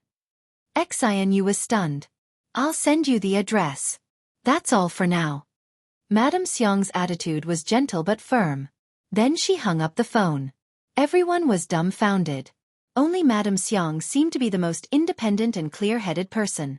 Her smile was kind, but her words were poisonous. Since he wants to broadcast live, let's satisfy him. Instead of blocking his mouth, let's listen to what he has to say. Netizens? ? Sameo Guz, your parents have gone to heaven, was probably inherited from you, Grandma. Xiangyi nodded in agreement. Grandma, what you said makes sense. Madame Xiang gently rubbed her granddaughter's face. Don't be afraid. Grandpa and Grandma will protect our good tutu. Xiang Yin was just about to show off his crutches when he heard Madame Xiang say, Old man, bring me my whip. Li Jianyu got a great shock and hurriedly persuaded, Grandma, we're still in the middle of a live stream, we can't have any violent or bloody scenes. Madame Xiang smiled and said, Why would I? I'm teaching my good tutu how to hit a spinning top. The netizens were dumbfounded. Isn't there something wrong with this? Xianyu initially refused to go to the manor. After all, he was worried about his leg. However, under the instigation of the tabloid media, he still made up his mind to go. When he arrived at the manor, the scene in front of him made him dumbfounded. The gray-haired old Mrs. Xiang forcefully whipped the spinning top, creating a thunderous sound in the air. Xianyu's legs immediately turned to jelly. Chapter 379. However, Madame Xiang even took the opportunity to explain to everyone elegantly while whipping the whip. Spinning top is an ancient and traditional game. It's a good way to exercise for the elderly. The harder you hit the whip, the faster the spinning top. Glancing at Xianyu who had rushed over, Madame Xiang said smilingly, There's another saying among the people, it's called, whipping the wretched. Xianyu shuddered. The netizens were appalled. Spinning top. Why did you hit me? Aggrieved. JPG. I suspect that Madame Xiang is hinting at Xianyu. That's probably an elegant and vicious tongue. Is Xianyu trembling? No way, right? Is he that cowardly? Damned old woman, you're taking advantage of your seniority. It's your granddaughter's blessing that he fancies her. If you're sick, get it treated. Our sister E is loved by all. There are plenty of puppies and puppies who adore her. Who cares about such a greasy old man? Sure sway, old man? Thank you, I'm offended. In the live stream, some people were making jokes, some were arguing, and some were being silly. The number of viewers skyrocketed and the pop-up comments were also increasing at a speed visible to the naked eye. The entire screen was densely filled. How is it? Have you learned it? Madame Xiang looked at Xiangyi. The girl said with uncertainty, Shall I try? Madame Xiang then handed the whip to her. Xiangyi moved her wrist and tried to swing it twice to get a feel for it. He didn't know what material Madame Xiang's whip was made of. Just by swinging it in the air, the whip cut through the air with a crackling sound. With a whip of the spinning top, the movement was doubled. Xianyu was speechless. He suspected that he would die on the spot if the whip were to land on him. Xianyu put on a fake smile and took the initiative to greet, Hello, Grandpa and Grandma.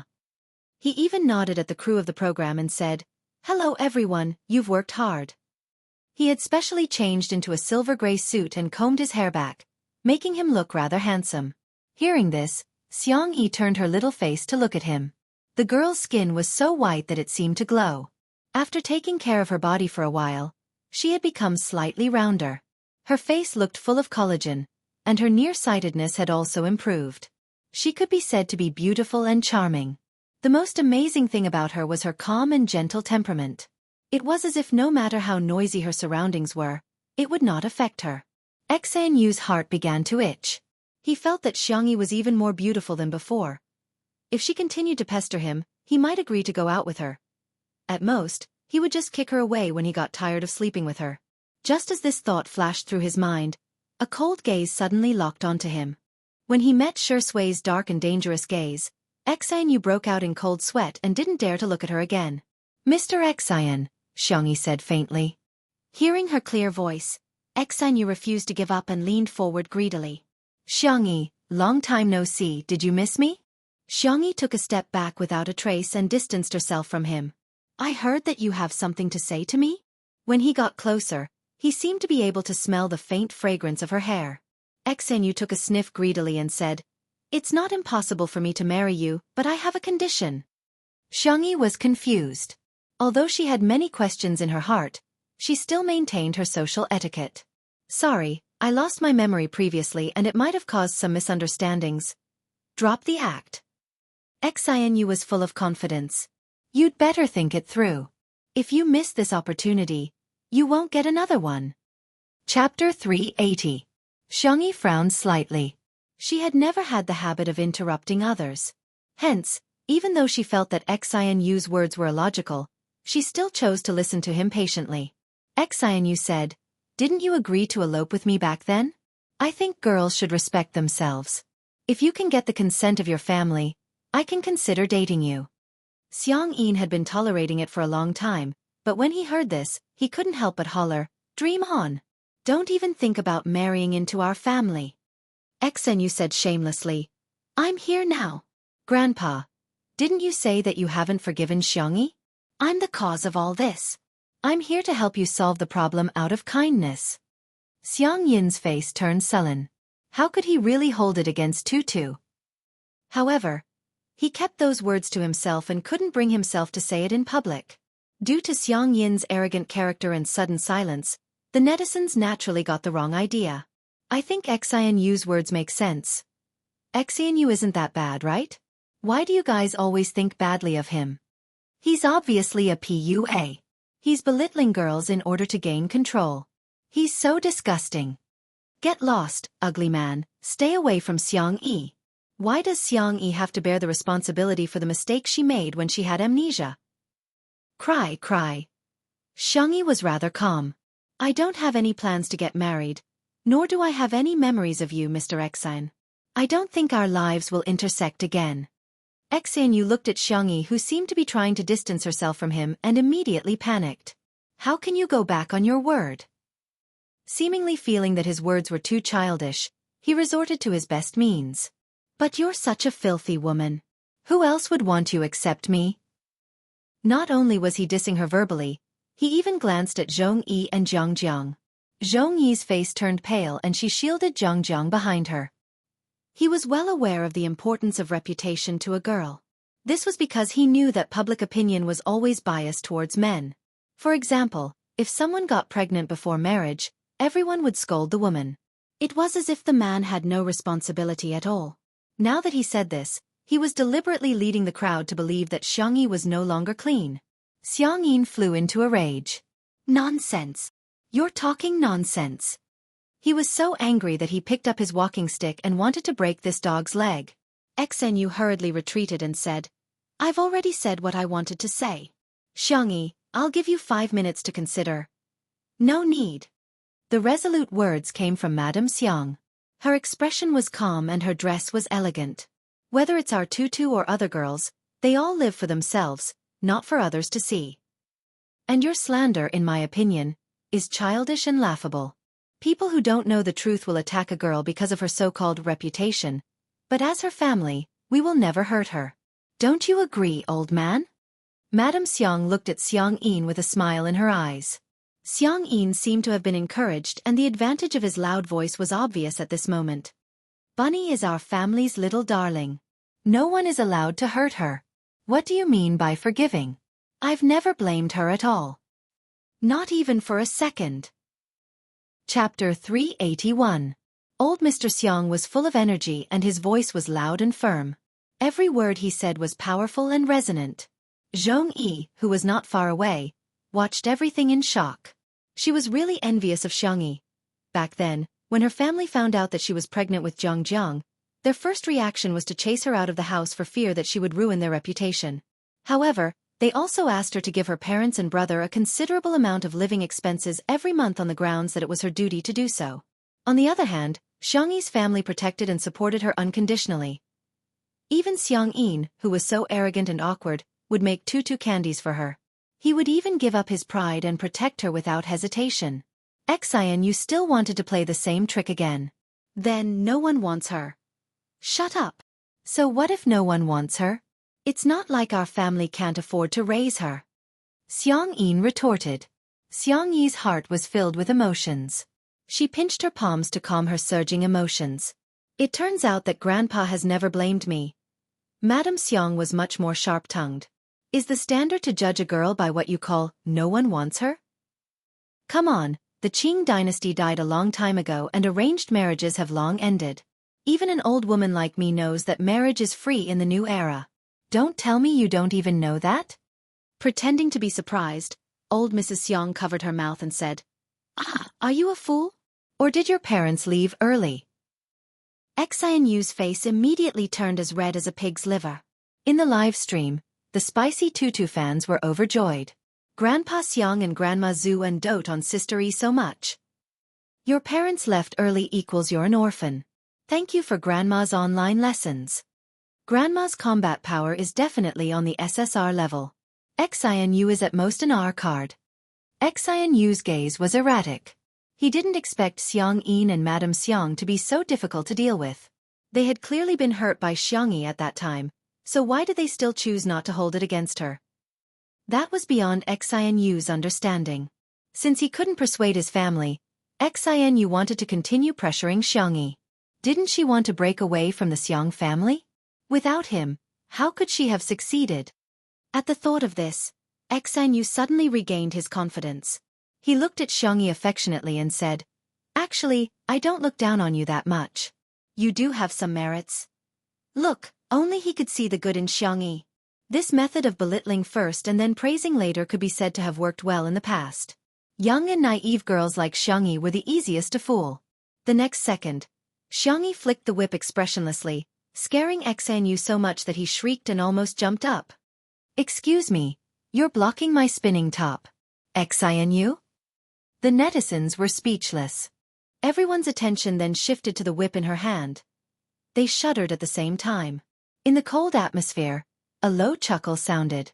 Sue's heart felt as if it had been brushed by a feather. Sister Yi, could you teach me? Shui, who had been a bystander for a long time, opened her mouth slowly. Sure. After Xiangyi taught him a few words, Shui took the whip. He had a high level of comprehension and was the type who could understand with just a little bit of guidance. After a few casual lashes, the spinning top spun even faster. The atmosphere in the live stream changed abruptly. The sense of immersion is too strong. I feel like Shui is a villain who will resort to domestic violence. Other people who wield whips are men who harness horses. Why is this man so and so handsome? Chapter 382. Xianyu was speechless. He somehow felt that this man was treating him like a spinning top. In particular, his gaze seemed gentle but actually contained a strong sense of oppression. His scalp turned numb as he slandered Xiangyi. You'd better stay away from such a woman. She can elope with anyone she wants. Is that so? Shui chuckled, as if the scenery around her had come alive. Is there such a good thing? Xianyu was dumbfounded. There was an uproar in the live stream. Official announcement? Thank you for the help, buddy. You can get your bento box now. Oh, don't laugh like that. Who can stand it? Attacking and belittling women is not a gentleman's behavior. It doesn't make you look noble. Shui said unhurriedly.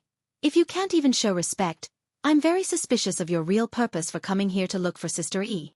There were some things that everyone was well aware of, but they just didn't say it out loud. Shui, on the other hand, exposed Xianyu's ugly and dirty thoughts. Xianyu was immediately embarrassed. I came to look for her because she said that she wanted to marry me and even pestered me. So? Do you like her? Of course not, but after all, she's been pestering me. Xianyu began to spout nonsense under Shui's intimidating aura.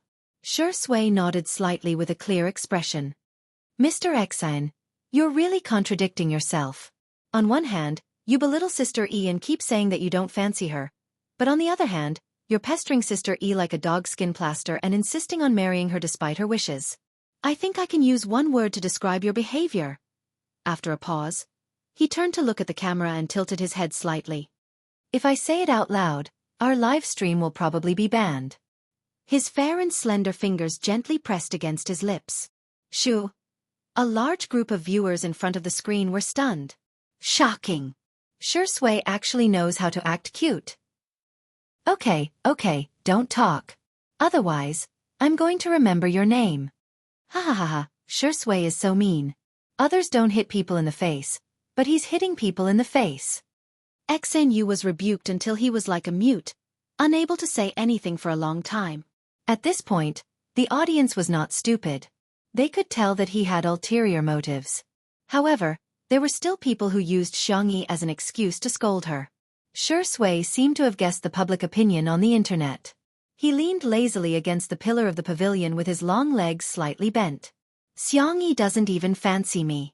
Why would he fancy you? Everyone. Come on, you're the best actor. Can't you have a bit of a burden? How can you be so self-deprecating? Even the haters aren't as good as you.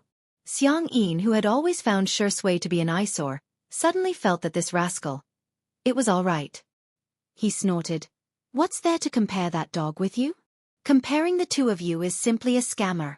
Xianxia was speechless. It's a knowing blow. Xianxia's grandmother said smilingly, Mr. Xianxia, don't feel inferior. You're still better than Shui in one aspect. You may be ugly, but you're thick-skinned. Xianxia was speechless. Doubles? At this moment, Xianxia, who had been missing for a long time, finally returned. It was holding a fat rat in its mouth and nimbly jumped to Xianxia's feet before throwing it onto his shoes. Xianxia exclaimed, "Oh, rat! There's a rat!" He was so frightened that he completely lost his composure, as if he was a ridiculous clown. The crowd burst into laughter. Anger rose in Xianxia's heart and he kicked at Xianxia. However, a creamy yellow figure at the side pushed Xianxia away. Before Xianxia's foot could even touch a few strands of its fur, little Shiji rolled on the ground and went far away. It hummed feebly and aggrievedly. Woof! Xianxia's eyes widened in shock. Scammer! This is what you call scammer. Why are dogs pretending to be White Lotus these days? Chapter 383. In the eyes of the netizens, little Shiji was trying to protect Xianxia, but in the end, Xianxia kicked him hard. Dog lovers are condemning him. Damn it, this ugly man is so vicious. It's just an innocent and pitiful dog. Pitiful, pitiful. Someone said that Xianxia was in the wrong and was immediately rebuked. It's only right for cats to catch mice. Isn't it because Xianxia is so outrageous that even Xianxia can't stand it and teach him a lesson on behalf of Sister E? I don't care. Xianxia is the cutest in the world. I won't allow anyone in this world to dislike it. Xianxia hurriedly went to check on little Shiji's injuries while little Shiji continued to put on an act and rubbed its head against her calf. Even Xianxia was fooled and scurried over with its short legs. Meow meow. Stray dog, what's wrong with you? Little Shiji barked.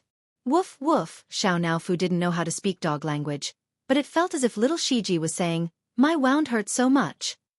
After hesitating for a few seconds, it condescended and licked little Shiji's fur while swallowing the humiliation. Ah meow.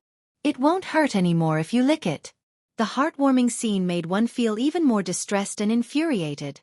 Xianxia would never have thought that using public opinion to manipulate the emotions of netizens would result in a backlash that came too easily. Tell him to get lost. Tell him to get lost. I'm begging you to whip him. Whip him like a spinning top. My heart aches for little Shiji. Xianxia must be blaming itself too. U1S1 Xianxia is so nice. Xianxia has taken the initiative to lick little Shiji's fur. In the animal world, that's a sign of goodwill and affection. Xianxia looked up with an icy cold gaze. When he met her gaze, Xianxia's heart trembled as he felt that the Xianxia in front of him was extremely unfamiliar. She had changed from a vain and pompous girl who had her thoughts written all over her face to an existence that he dared not look at. I didn't kick it on purpose. Xianxia broke out in cold sweat and continued. Besides, it's just a beast. So what if I kicked it? How can a beast compare to a human? Xianxia nodded. You're right. Xianxia heaved a sigh of relief. Seems like this woman still cares about me. In the next second, Xianxia said indifferently, You're human? Xianxia? The live stream. Even the staff at the scene were dumbfounded. F***ck, so Sister E knows how to insult people too. Sure Sui answered lazily. Calling him a beast seems to be an insult to the word beast. Xianxia sneered. Is he worthy? The two of them sang the same tune and cooperated seamlessly. The lethality of their attacks was off the charts. Xianxu's face was extremely sullen, but he didn't know how to refute. You're human? You've added more insults to your vocabulary. Sure Sui and Sister E have such great chemistry. They're like parents protecting their children. Turns out Sister E has a temper too. She's so adorable when she's so fierce. I want to rub her. Mr. Xian, take care. I won't see you off. Madame Xiang adjusted her shawl gracefully. Xian, you bluffed. Xianxia, I'm leaving. Don't regret it. Xianxia rubbed the back of little Shiji's neck, got up, and walked towards him step by step. Xianxia was nervous and expectant as his heart pounded rapidly. That beautiful and fair face was getting closer and closer to him. Whoosh! Xianxia grabbed his collar and lifted him up with one hand while Xianxu's feet were suspended in the air with a horrified expression. She raised her eyebrows gently, seemingly giving him a gift.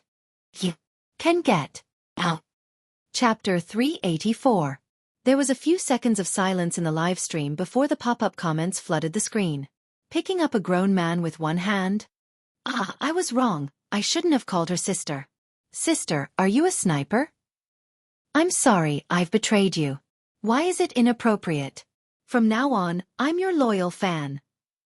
Xianxu was scared out of his wits and in a moment of desperation, he turned to Madame Xiang, who seemed to be the easiest to talk to. Grandma, take care of your granddaughter. She's not behaving like a girl at all. Madame Xiang blinked and asked, Old man, did you see anything? Xianxia answered calmly, I'm old and my eyesight is poor. I didn't see anything. Sure Sui even applauded and exclaimed, Wow, Sister E is so impressive. Zhongyi didn't say anything and simply covered Jiang's eyes calmly. Xianxu was dumbfounded. What kind of people is this family? Xianxia carried him a few meters away with a straight face before throwing him out and slamming the small wooden door of the garden that led to the manor. Don't bother me again. Otherwise, you'll have to bear the consequences. Xianxia had always been a good-tempered person, but that didn't mean that she didn't have a temper. Xianxu was so frightened that he peed his pants and stumbled out. The photographer, old Zhang, even gave him a close-up shot and recorded his disheveled back view. The spicy tutu girls felt extremely relieved. That's the right way to treat scumbags. Reason is for humans. Scumbags don't count as humans. There's no need to reason with them. Xianxia took a deep breath, calmed herself down, and carried little Shiji back to the living room. Xiao Naofu's footsteps were light and it carried little Shiji's kennel into its luxurious cat mansion before her. Meow. Meow meow. Humph, stinky dog, I'm not being nice to you. It's just, the mansion is too big. I'm just letting you have a little space. Xianxia's eyes were filled with warmth. Xiao Naofu, you've grown up. Xiao Naofu looked away, feeling a little embarrassed.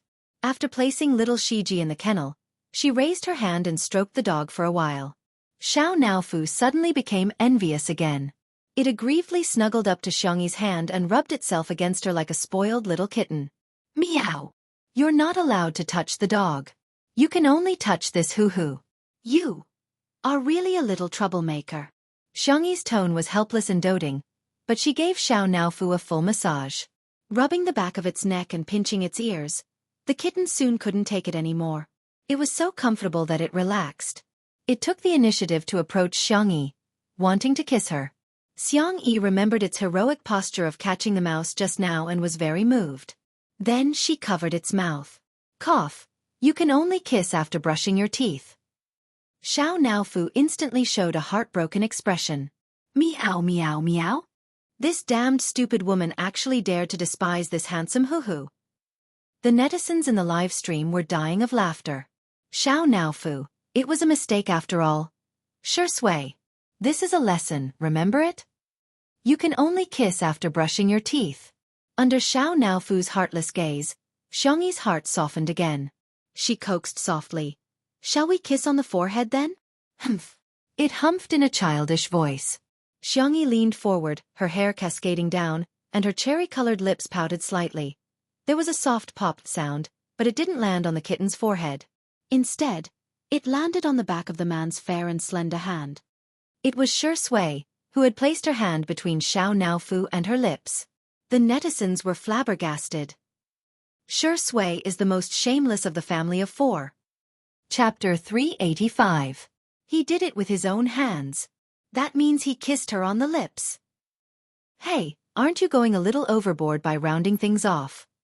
Ha ha ha, Xiao Naofu's expression is so funny, cat. JPG. Even Xiangyi was dumbfounded, let alone the netizens. The calmest person was none other than Shi Sui.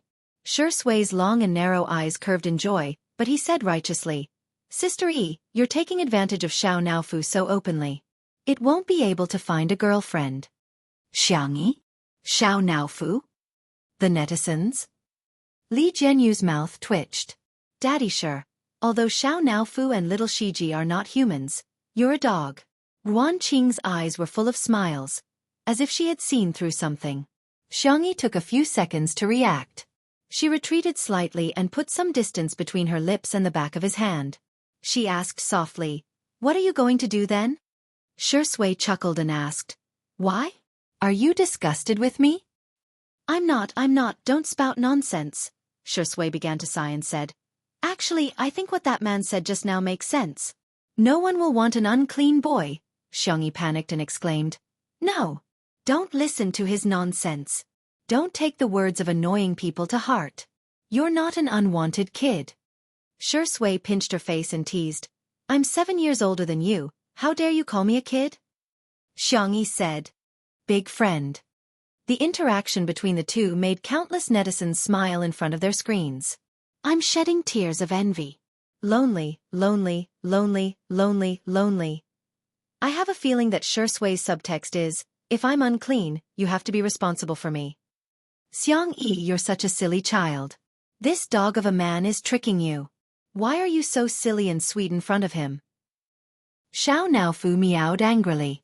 It wanted to scratch Shi Sui, but it was afraid of being taken away for sterilization, so it could only bark at him a few times.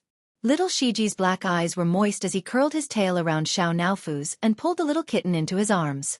Fortunately, the kennel was big enough and the kitten was small, so it was not crowded when they slept together. Xiao Naofu was both aggrieved and angry, its little paws pounding on the soft kennel. Little Shiji licked its fur patiently, not annoyed even after being kicked by Xiao Naofu. Only then did Xiangyi realize that their conversation was slightly ambiguous, and the atmosphere was strange. She looked at the clock on the wall and coughed. It's 8 o'clock. Why don't we watch TV? Shi Sui always listened to her. Okay. The netizens in the live stream room were speechless. Forget about the previous hashtag I'm watching a live stream hashtag, but now hashtag I'm watching a variety show hashtag? Xiangyi went to turn on the TV while her grandparents, Zhongyi, and Jiang came over one after another. The opening was a cartoon version of Xiangyi and Shi Sui planting flowers and vegetables, fishing, and catching pigs.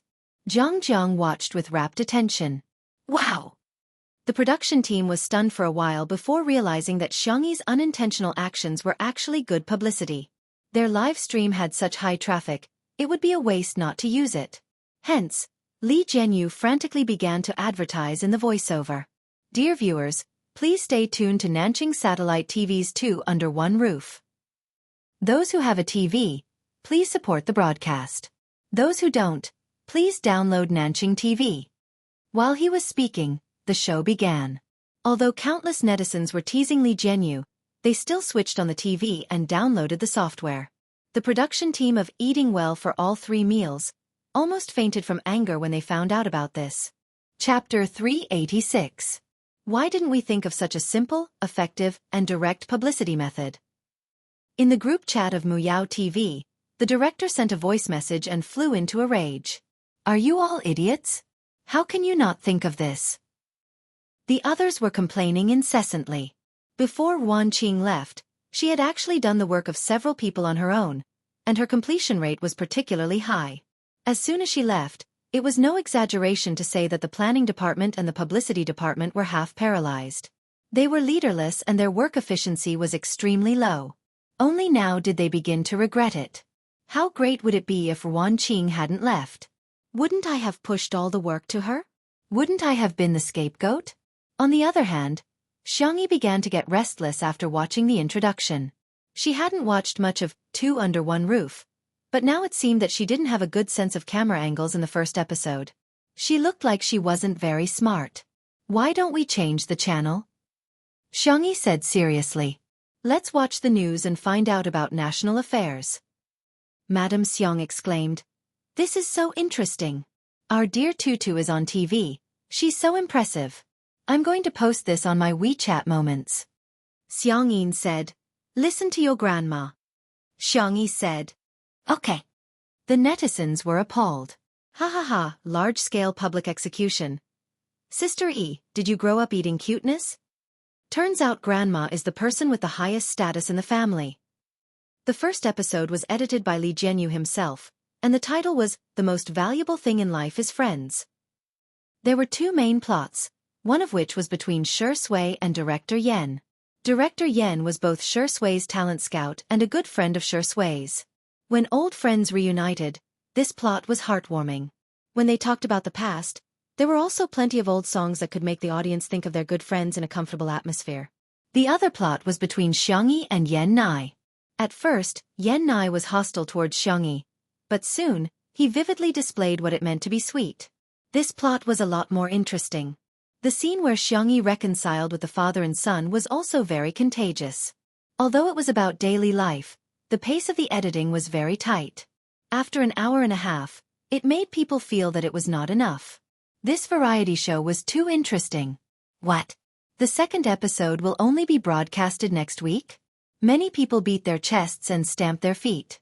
In the end, they found out that this was actually a live broadcast program. In an instant, many new viewers who had been attracted by television flooded into the live broadcast room. The director's room was filled with all sorts of equipment and instruments. Li Jianyu and the others refreshed the online version's views. 160 million. The production team! Exclamation point.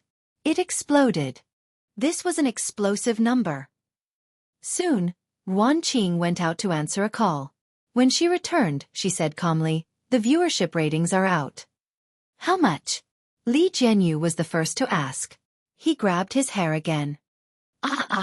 Don't tell me. I don't dare to listen.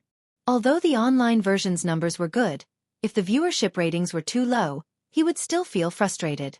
Yuan Qing smiled. It is indeed an unbelievable number. I'm not listening. I'm not listening.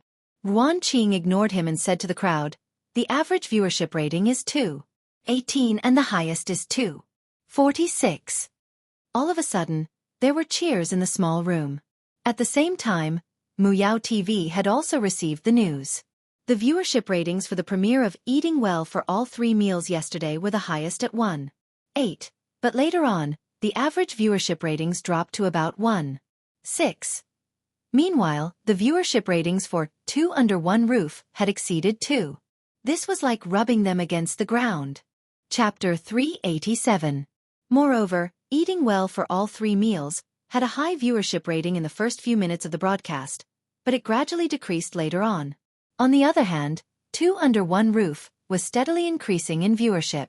Several famous scenes such as Crayfish Out of the Pot, Yan Nai Smells Delicious, and Xianxia Plays the Sanxian had reached a peak in viewership ratings.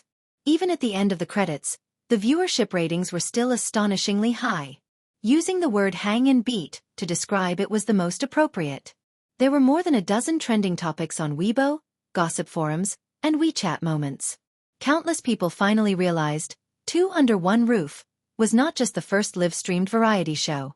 It was likely to become the most popular variety show in the country this summer.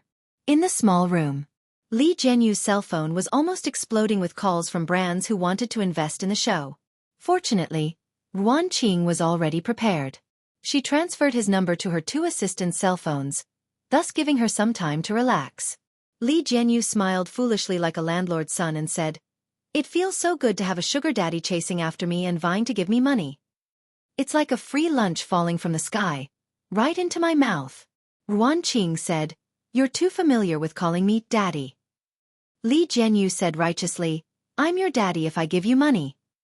Hearing this, Ruan Qing took out a bill from her bag and slapped it on Li Jianyu's palm. She smiled and said, "Call me daddy."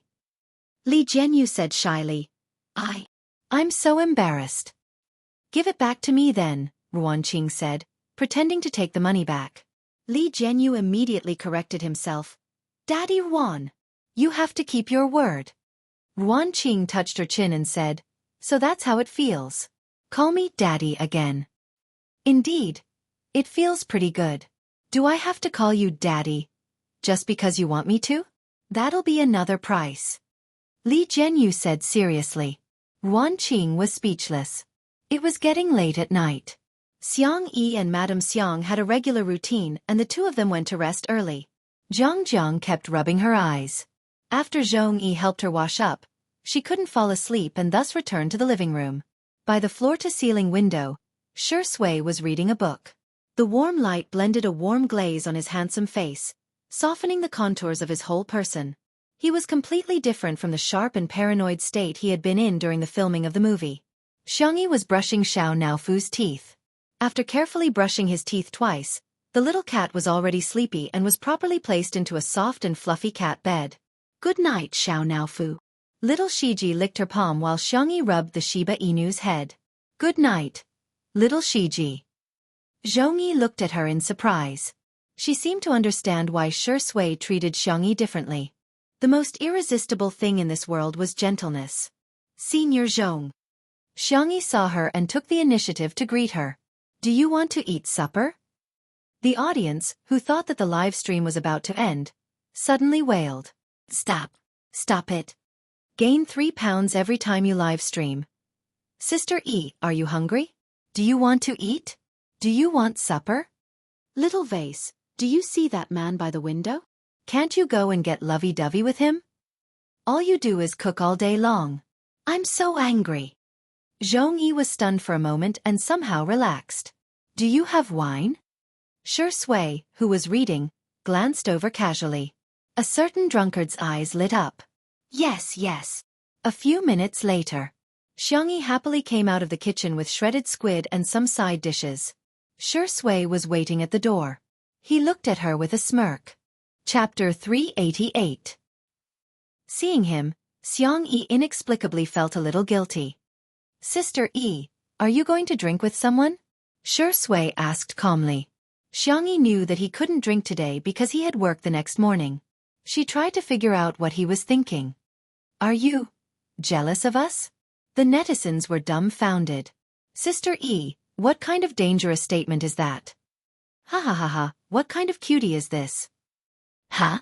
Pretty sister x pretty sister? That seems a little fun." Shui looked a little helpless.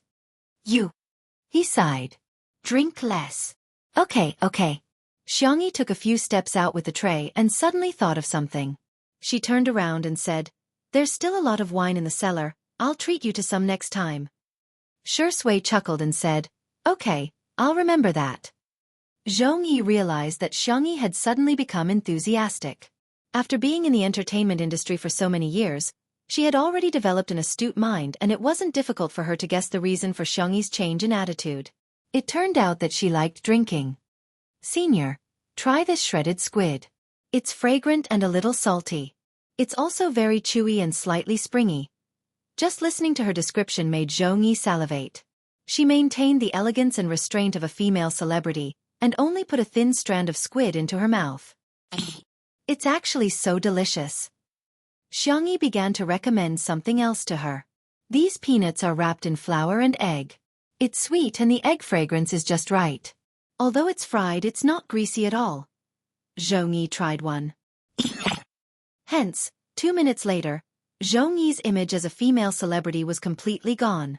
She sat cross-legged on the ground with her hair tied into a bun. She took a sip of food and wine, looking like a swordswoman. In the live stream, Xiangyi, go on the link if you can. I think Xiangyi has the potential to be a mukbang streamer. Just listening to her description is making me hungry. Sister Zhongyi, where's your expression management? Where's your celebrity image? Where's your glamorous persona? Shui didn't join them. She sat quietly by the window and read. At first, the two girls were a little unfamiliar with each other, but they soon became familiar with each other. Zhongyi raised her glass. World peace, no more scumbags. Xianxia clinked glasses with her, making a crisp sound. Sometimes, girls' friendship was just that simple.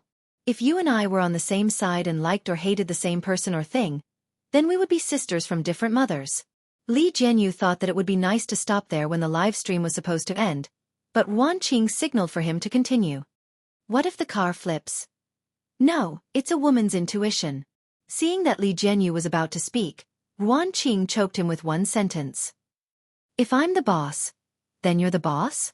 Li Jianyu. Lo Li Shaoli, shut your mouth. Slightly tipsy, Zhongyi and Xiangyi's conversation went deeper and deeper. Sometimes, I resent him. If it weren't for him, there wouldn't be Jiang. I'm not afraid of others scolding me, but I'm afraid of Jiang being scolded. I think she's a child who isn't blessed by this world. Perhaps it was because actors had a strong ability to empathize with others, but Xiangyi also felt a little choked up. She patted Zhongyi's back and said, "Every child is born into this world for the sake of happiness." His words touched Zhongyi, and her eyes immediately turned red. Xiangyi hesitated for a moment before moving closer. She then hugged Zhongyi and patted her back gently. Same to you, senior. Chapter 389. Having not hugged anyone for a long time, Zhongyi's body was obviously a little stiff, but Xiangyi had a sense of propriety and ended the hug in a few seconds. She was polite and warm. Thud. A tear fell from the corner of Zhongyi's eye. There were no cameramen in the living room, only a few fixed cameras. In the director's room. Seeing this scene, Li Jianyu, a grown man, felt a lump in his throat. Although there weren't many pop-up comments in the live stream, it was very heartwarming. Xiangyi is really gentle. Sister, don't cry, I can't help it when you cry. Sister Yi's words are so heartbreaking. She must be a girl who grew up being doted on. That's why she can say that every child is born into this world for the sake of happiness. Zhongyi's tears fell silently for a while. She looked beautiful and breathtaking. Xiangyi didn't say anything to comfort her and simply poured some fruit wine into her glass. A moment later, Zhongyi got a grip on her emotions. I envy you very much. She expressed her feelings straightforwardly. You have a family who dotes on you, but I don't. During the most difficult period, no one comforted me when I called home. All they did was ask for living expenses. At that time, the most extravagant thing I ever did was to go to the supermarket at night to buy fruits that were on sale for $1 a bag. I didn't even have time to wash them and finish them on the way back. Zhongyi smiled and continued, It's funny, isn't it? But I still remember the taste of those fruits. After going through so much hardship, even a piece of candy could be extremely sweet. That was why she was so resolute when she met Jiang's father. You're the first person to say those words to me. Zhongyi smiled brightly, as if no amount of setbacks could hide her beauty. Can I call you Sister Yi? Xiangyi was a little dizzy from drinking. Resting her chin in her hand, she nodded and said, Sure.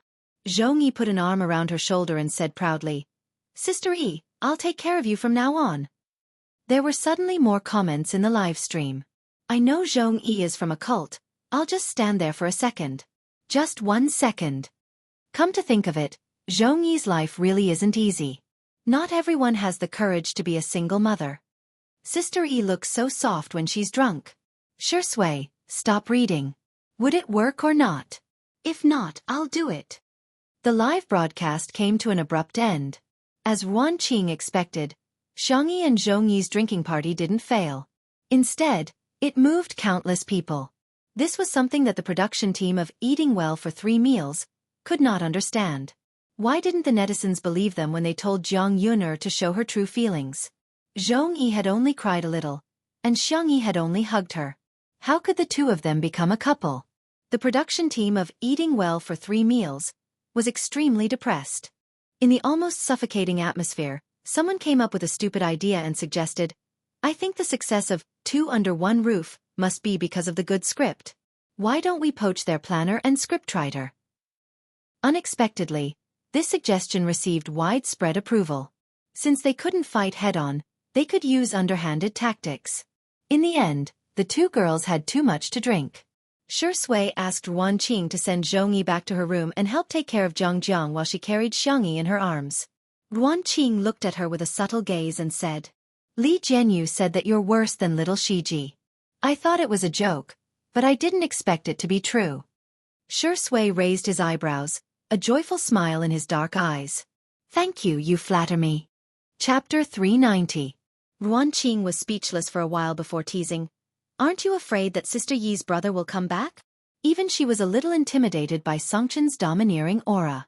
Shui smirked and said in a mysterious tone, Him? He should be busy.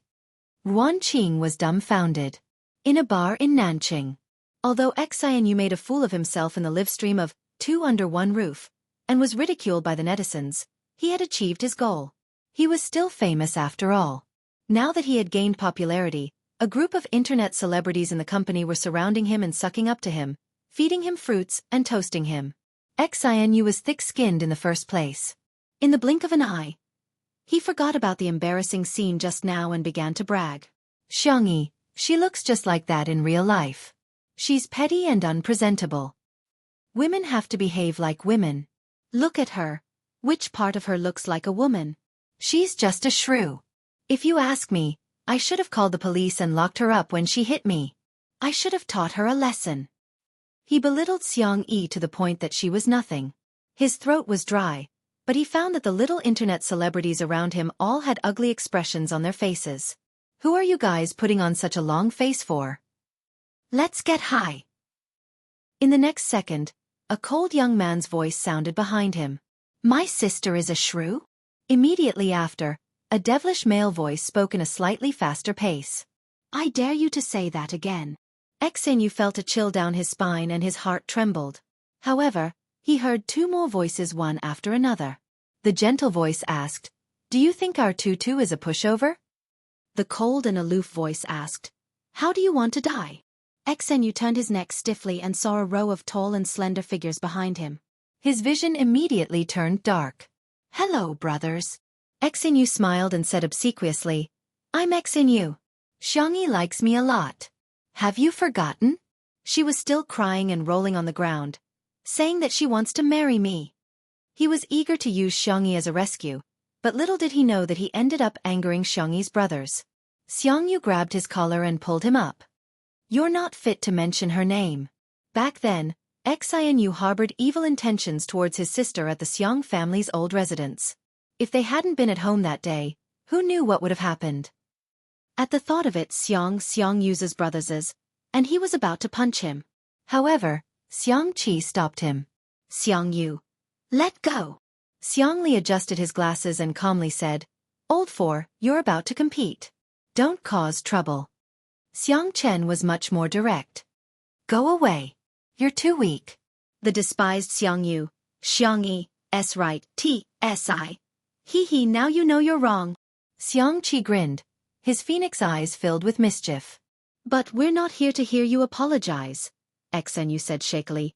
I have money. Can I compensate you with money? Xiangqi interrupted. We're here to beat you up. Tell me, what order do you want? 1234 or 4321? Or do you want a luxurious one-on-one beating package? The little internet celebrities were scared out of their wits and had long run away. As for the bar, it had already been cleared. Xianxia wanted to cry but had no tears. Who would have thought that this family would be so protective? This time, I've offended someone I shouldn't have. I'm really done for. Chapter 391. Half an hour later. On Weibo, the netizens who were surfing saw a new post. It was a video posted by Xianxia. Everyone was already a little tired of his aesthetics, but out of habit, they still clicked on the video. Xianxia's tone was sincere and sincere. Here, I would like to apologize to Miss Xiangyi. Everything that happened today was made up by me for the sake of gaining popularity. Huh? This ugly man actually apologized. In the complete video, Xianxia not only apologized, but also dragged the gossip media into it, claiming that they were the ones who induced him to smear Xiangyi's reputation in exchange for traffic. In an instant, the netizens' anger rose to the peak. The gossip media soon tasted the backlash of the netizens. You treat us like fools, I'll treat you like an orphan. The Weibo account of the gossip media was bombarded with so much criticism that it turned off the comment section and received more than 100,000 insults in private messages. In the end, they had no choice but to expose the informant. Qin Wanyan thought that she had done it flawlessly. She used a SMUF account and even got someone to change the IP address. However, her SMUF account shared a few daily updates and the sharp-eyed netizens managed to figure out that it was her SMUF account from the reflection of a bracelet and half of her face in the sunglasses in a photo. The overwhelming news flooded her Weibo account. Qin Wanyan was extremely anxious and called her manager, who comforted her impatiently and hung up without saying anything about public relations. When she called again for the second time, it was obvious that no one answered. Qin Wanyan was terrified to the extreme and she didn't dare to look at her cell phone at all. Every time she saw those vicious comments, her body would tremble. She would never have thought that those people who were scolding Xianxia would come to scold her. Not long after, Tomato Entertainment released an announcement. Although Xianxia was the boss in name, she didn't have much energy to manage it for the time being. Her uncle, Xiang Feng, had hired a professional manager for her and he was personally in charge. Seeing that his artiste was exposed to such a scandal, he immediately terminated the contract with Qin Wanyan. In addition to having to face a huge amount of compensation, Qin Wanyan's reputation in the industry was also ruined and no major company would be willing to sign her. Qin Wanyan, who was at her wit's end, suddenly thought of someone. Maybe he can help me. Bar. Xianxia kicked Xinyu away with his long legs and adjusted his tie. His black suit outlined the perfect contours of his body, and he exuded a strong sense of oppression that was hard to ignore. Xiangli looked gentle, but he was even more ruthless than Xianxia. It was not difficult for a genius to destroy a company. Xiangyu was worried. I feel like I'm just a bystander. Xianxia comforted him. You should be content. Little uncle doesn't even deserve to be here. Big brother thinks he's clumsy and a burden. Xiangyu. Thank you for being comforted. He put on the hood of his hoodie. His jawline was smooth and handsome. Suddenly, he thought of something. Will my sister cry alone in bed? Imagining that scene, the Siscon men felt as if their hearts had been cut by a knife. Xianxia said with heartache, let's go back and comfort our sister. Even if she wants to cry, she should cry on my shoulder. Xiangli chuckled. Are you worthy? Xiangchen's brows were tightly knitted as he strode forward. Cheating. Big brother, you're cheating. Xianxia yelled angrily. The three of them hurriedly caught up with Xiangyu. Little did they know that at this moment, in the manor. Chapter 392. Unbeknownst to them, at this time in the manor, the little rabbit had just been carried into the bedroom. Xiangyi's alcohol tolerance was excellent, and she didn't make a fuss when drunk. Shui put her on the bed, and the little girl obediently rolled up the quilt and covered herself tightly. Shui couldn't help but laugh and raised his hand to pinch her little face. You're really worrisome. Meow meow meow. Xiao Naofu woke up from its sleep and saw Shui carrying the stupid woman back to the room. It hurriedly ran in, stopped at Shui's feet, and roared fiercely at him. Shui lowered his eyes and indifferently said, Go back to your cat's nest and sleep. Xiao Naofu. Meow. Meow meow. Don't think this hoo-hoo doesn't understand. You just want to trick me away and then do this to the stupid woman. It clung to the edge of the bed, and with great difficulty, it jumped up and sat on Xiangyi's pillow with a posture that said, This hoo-hoo is not leaving today. Xiangyi was awakened by the noise and opened her eyes in a daze. The figure of the little cat appeared in her vision, and she habitually hugged it in her arms. All of you, Xiao Naofu. Oh, it raised its chin provocatively at Shui. Humph, see that? This hoo-hoo is the rightful wife. This is the hoo-hoo that the stupid woman loves the most. Xiao Naofu's tail swayed gently, curling around her fingers, and rubbing its head against Xiangyi's soft skin under her collarbone. It coquettishly said, Meow meow. Xiangyi closed her eyes again and gently coaxed. All of you be good. Shui's long and narrow eyes narrowed dangerously, and he sneered. Want to be sterilized? Xiao Naofu trembled in fear. However, although its IQ was only equivalent to a child of a few years old, children had a natural instinct to know who would protect them and who they could be pampered in front of. The white, soft and cute kitten stuck out its little but awkwardly and squeezed into Xiangyi's shirt through her collar. Only half of its little head was exposed, and it stuck its tongue out at Shui. Loo loo loob dog man, this hoo-hoo is not afraid of you. Sui's temples twitched violently. The young lady was drunk, so of course he couldn't take advantage of her and take advantage of her. Therefore, he really couldn't do anything about Xianxia now. However, the man was calm and composed as he smiled faintly. Xianxia, I've recently discovered that Sister Yi's casserole is especially good.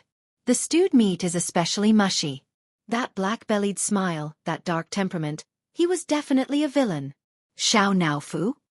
You're not going to do anything when it comes to men and women, are you? However, Xianxia felt something furry and warm pressing against her body.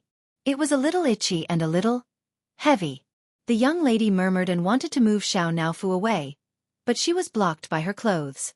She subconsciously pulled at her clothes. Sui's breathing became slightly erratic as he pressed down on her hand. In a daze, Xianxia felt the hot temperature on the back of her hand.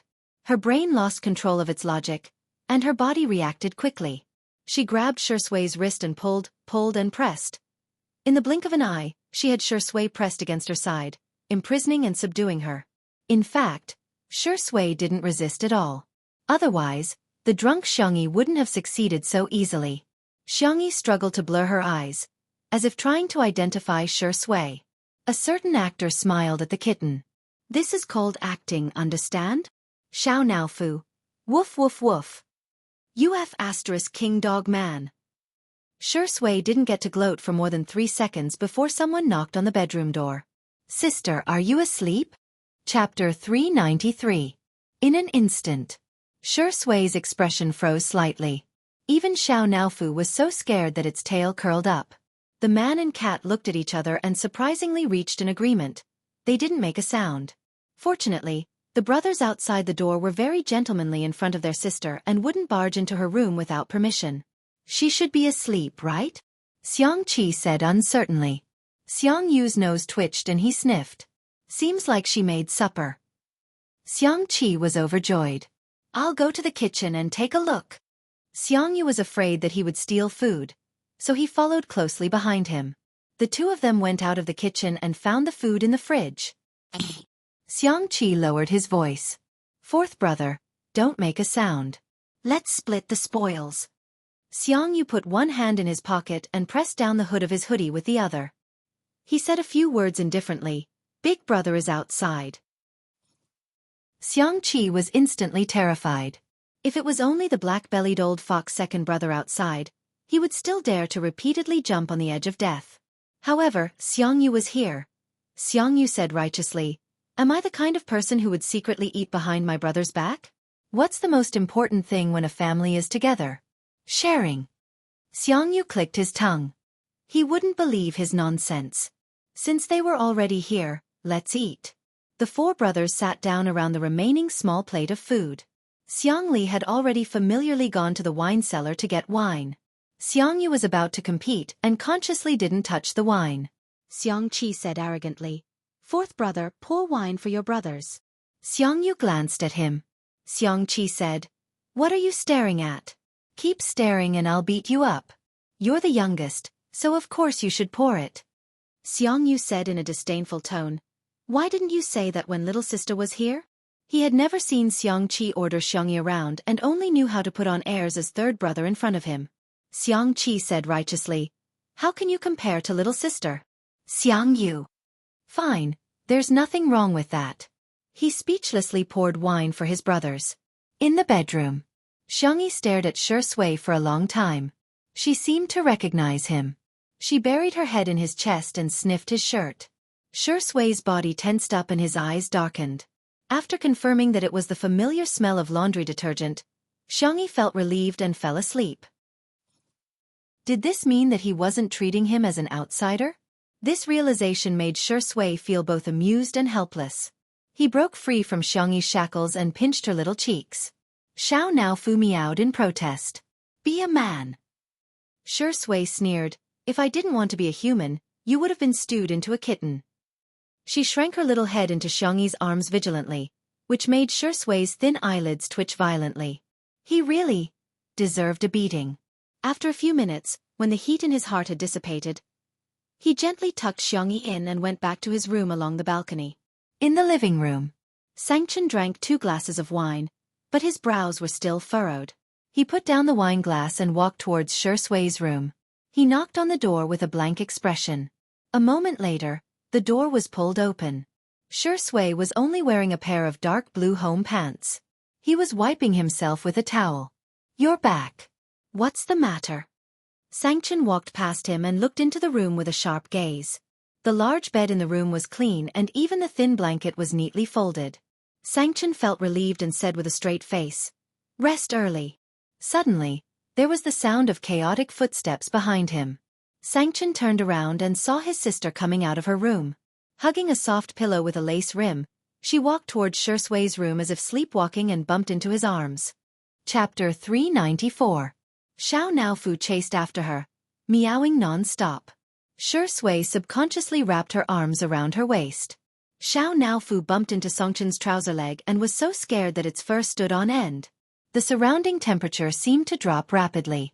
Songchen's eyes were cold as he looked at the drunk Xiangyi, and then at the innocent-looking Shui. "Explain," Songchen said coldly.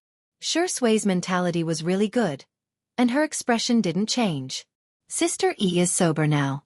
Big brother, remember to remind her to be responsible for me?" Songchen? At the dining table, Xiangyu and Xiangqi were dumbfounded. F***ck, there's such a thing. He actually dared to be mischievous in front of Big Brother. Xiangli pushed his glasses, and a trace of worry flashed in the depths of his eyes. From a logical point of view, the room that Shui chose was one that Xiangyi had stayed in before, so it was barely reasonable. After getting drunk, she followed her body's memory and wanted to go back to her original room to sleep. But from an emotional point of view, it was obvious that their family's pampered little rabbit had self-taught herself to nibble on the grass around her nest. Songchen's entire person exuded a threatening chill, and his eyes were sharp, like snow-white blades under the light. The danger multiplied. Courting. Death. The man enunciated each word sharply. His well-defined fingers rolled up his snow-white sleeves. Not far away, Xiangqi and Xiangyu were terrified and quickly hid far away, afraid of being implicated. Xiangli got up and slowly walked forward. Songchen sneered. "What? You want to speak for him? Am I that kind?" Xiangli smiled like a sly old fox. "Go ahead, I'll take my sister away. Don't scare her." Xiangqi scolded, "Second brother, you scheming boy. I think you want to rub her face while she's drunk."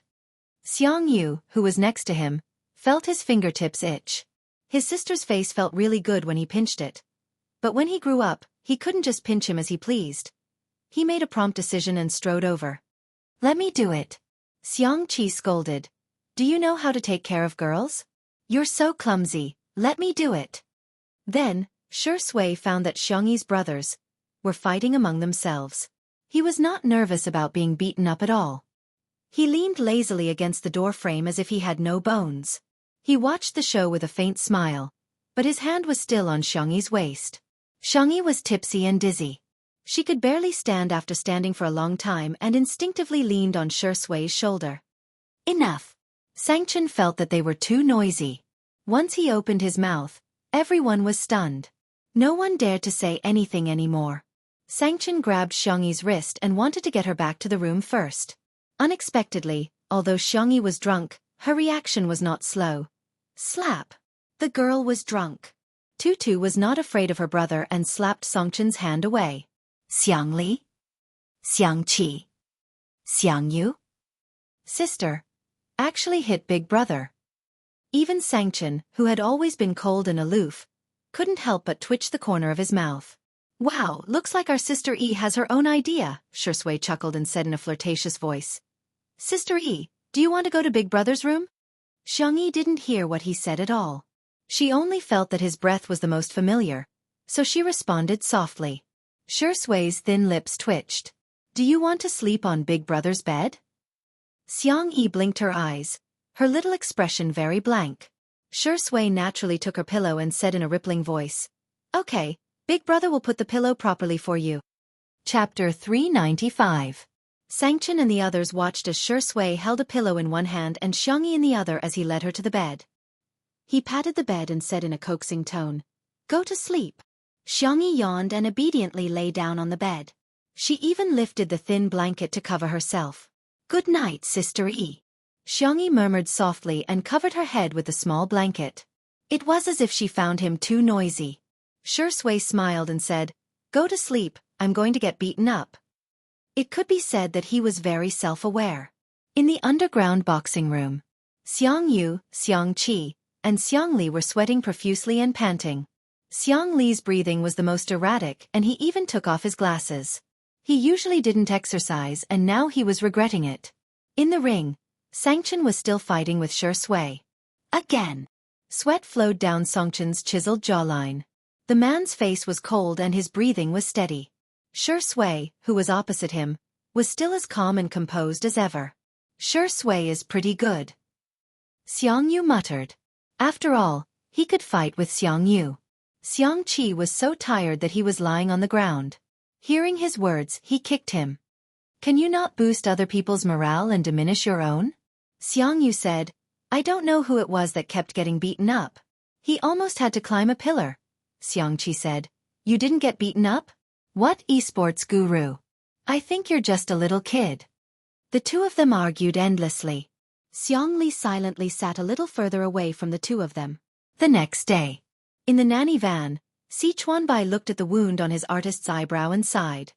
You were beaten up. Shui was speechless. Why did he feel like he was waiting for him to get beaten up? Luckily, the wound is small. Let Shaoli cover it for you later. Si Chuanbai glanced at his leg and asked sincerely, How's your leg? Do you need me to rent a wheelchair to push you to the event? Shui was confused. Are you my manager or my #1 anti-fan? He sounded helpless. Si Chuanbai said righteously, I miss Xiangyi's manager and her family. You're just an artist that I've managed in passing. The makeup artist couldn't help but laugh. He was Shui's personal makeup artist. After so many years, they had a close relationship, so he spoke freely. If the netizens knew that you were finally beaten up by Sister Yi's brother, they would definitely set off firecrackers. Shui, am I hated by humans and dogs now? Haha, it's because other than the couple fans, everyone wants Sister E to be beautiful alone. The makeup artist teased. Oh yes, I heard that the guest today is Fu Jiayan. He is famous for flirting with girls. You have to work harder, otherwise Sister E might be won over by another man. When Xiangyi woke up, she realized that she was in Shui's room and was dumbfounded. She felt guilty and tiptoed to open the door. Just as she was about to sneak back to her room, she heard a cold voice above her head. You're awake. Xiangyi instinctively stood at attention and greeted him dryly. Good morning, big brother. What do you want to eat? I'll make it for you. You've learned how to please people? Xiangyi said seriously, it's only right to be nice to big brother. Songchen's expression was still cold, but he couldn't help but smile. He accidentally tugged at his wound and sucked in a breath of cold air. Xiangyi asked, Brother, why are you injured? What did you do yesterday? Sangchen sneered. I hit a dog. Xiangyi? Chapter 396. Xiang Yin and Madame Xiang got up early and left a note, saying that they had gone hiking together. Breakfast was prepared by her brothers. Although the taste was ordinary, Xiangyi ate it with great satisfaction. Zhongyi completely let herself go. She didn't even put on any makeup. She was drinking beef and radish soup with Xiang Yi to sober up. After breakfast, Zhongyi got ready to leave with Jiang. The live stream happened to start and the netizens discovered that Xiangyi had stuffed the trunk of Zhongyi's nanny van to the brim. There were spicy rabbit heads, cream strawberries, and other specialties from Little Rabbit Farm, as well as chili noodles, chili oil, plum wine, and so on.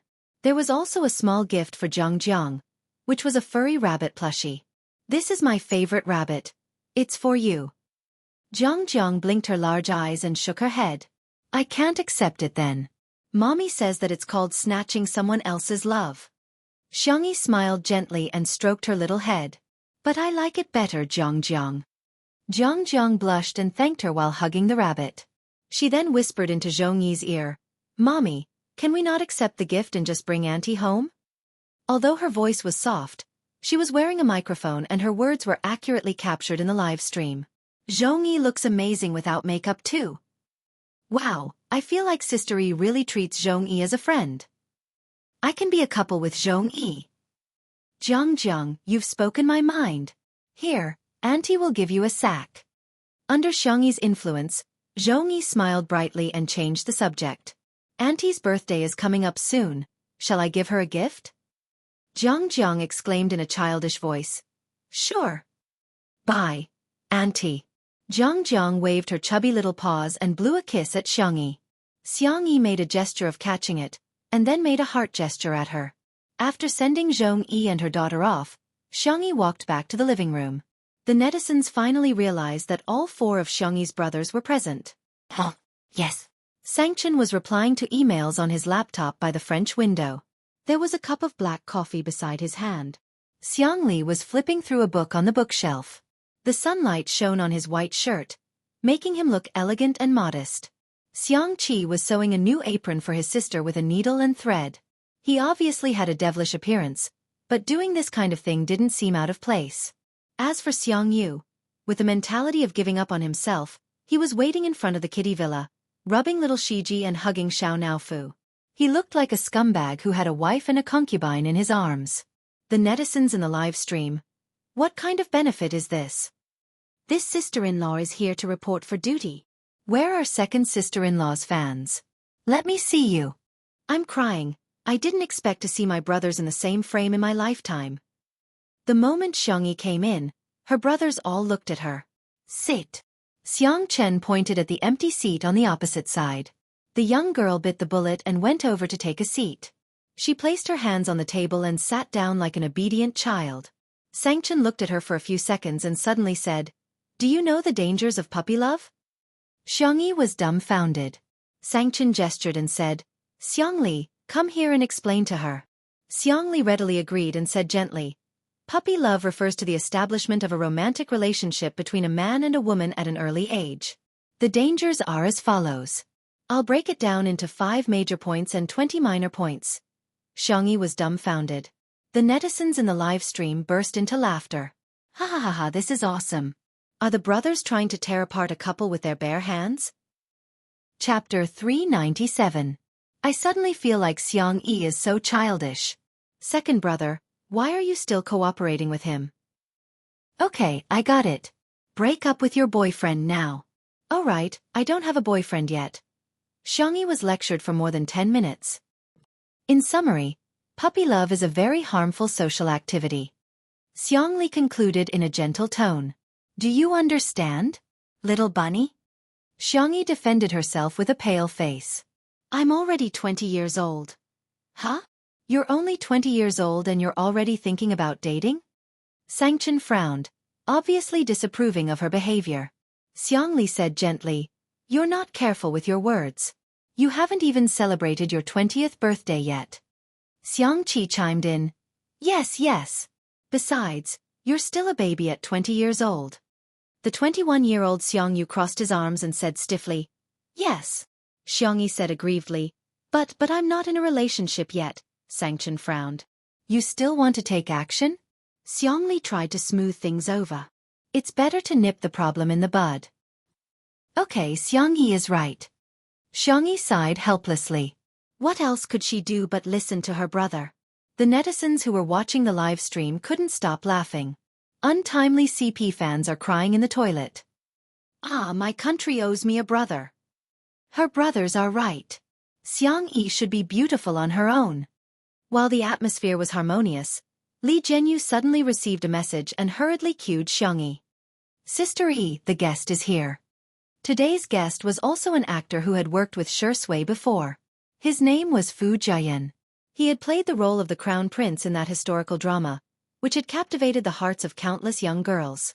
Previously, in Heartbeat, he and Yu Miao tried to hype up a couple, but they failed miserably and their reputation dropped. His management team helped him get the resources of 2 under 1 roof in order to clear his name. "I'll go pick up the guest then," Xiangyi said to her brothers and got up to go to the door. Xiangyi walked to the black gate.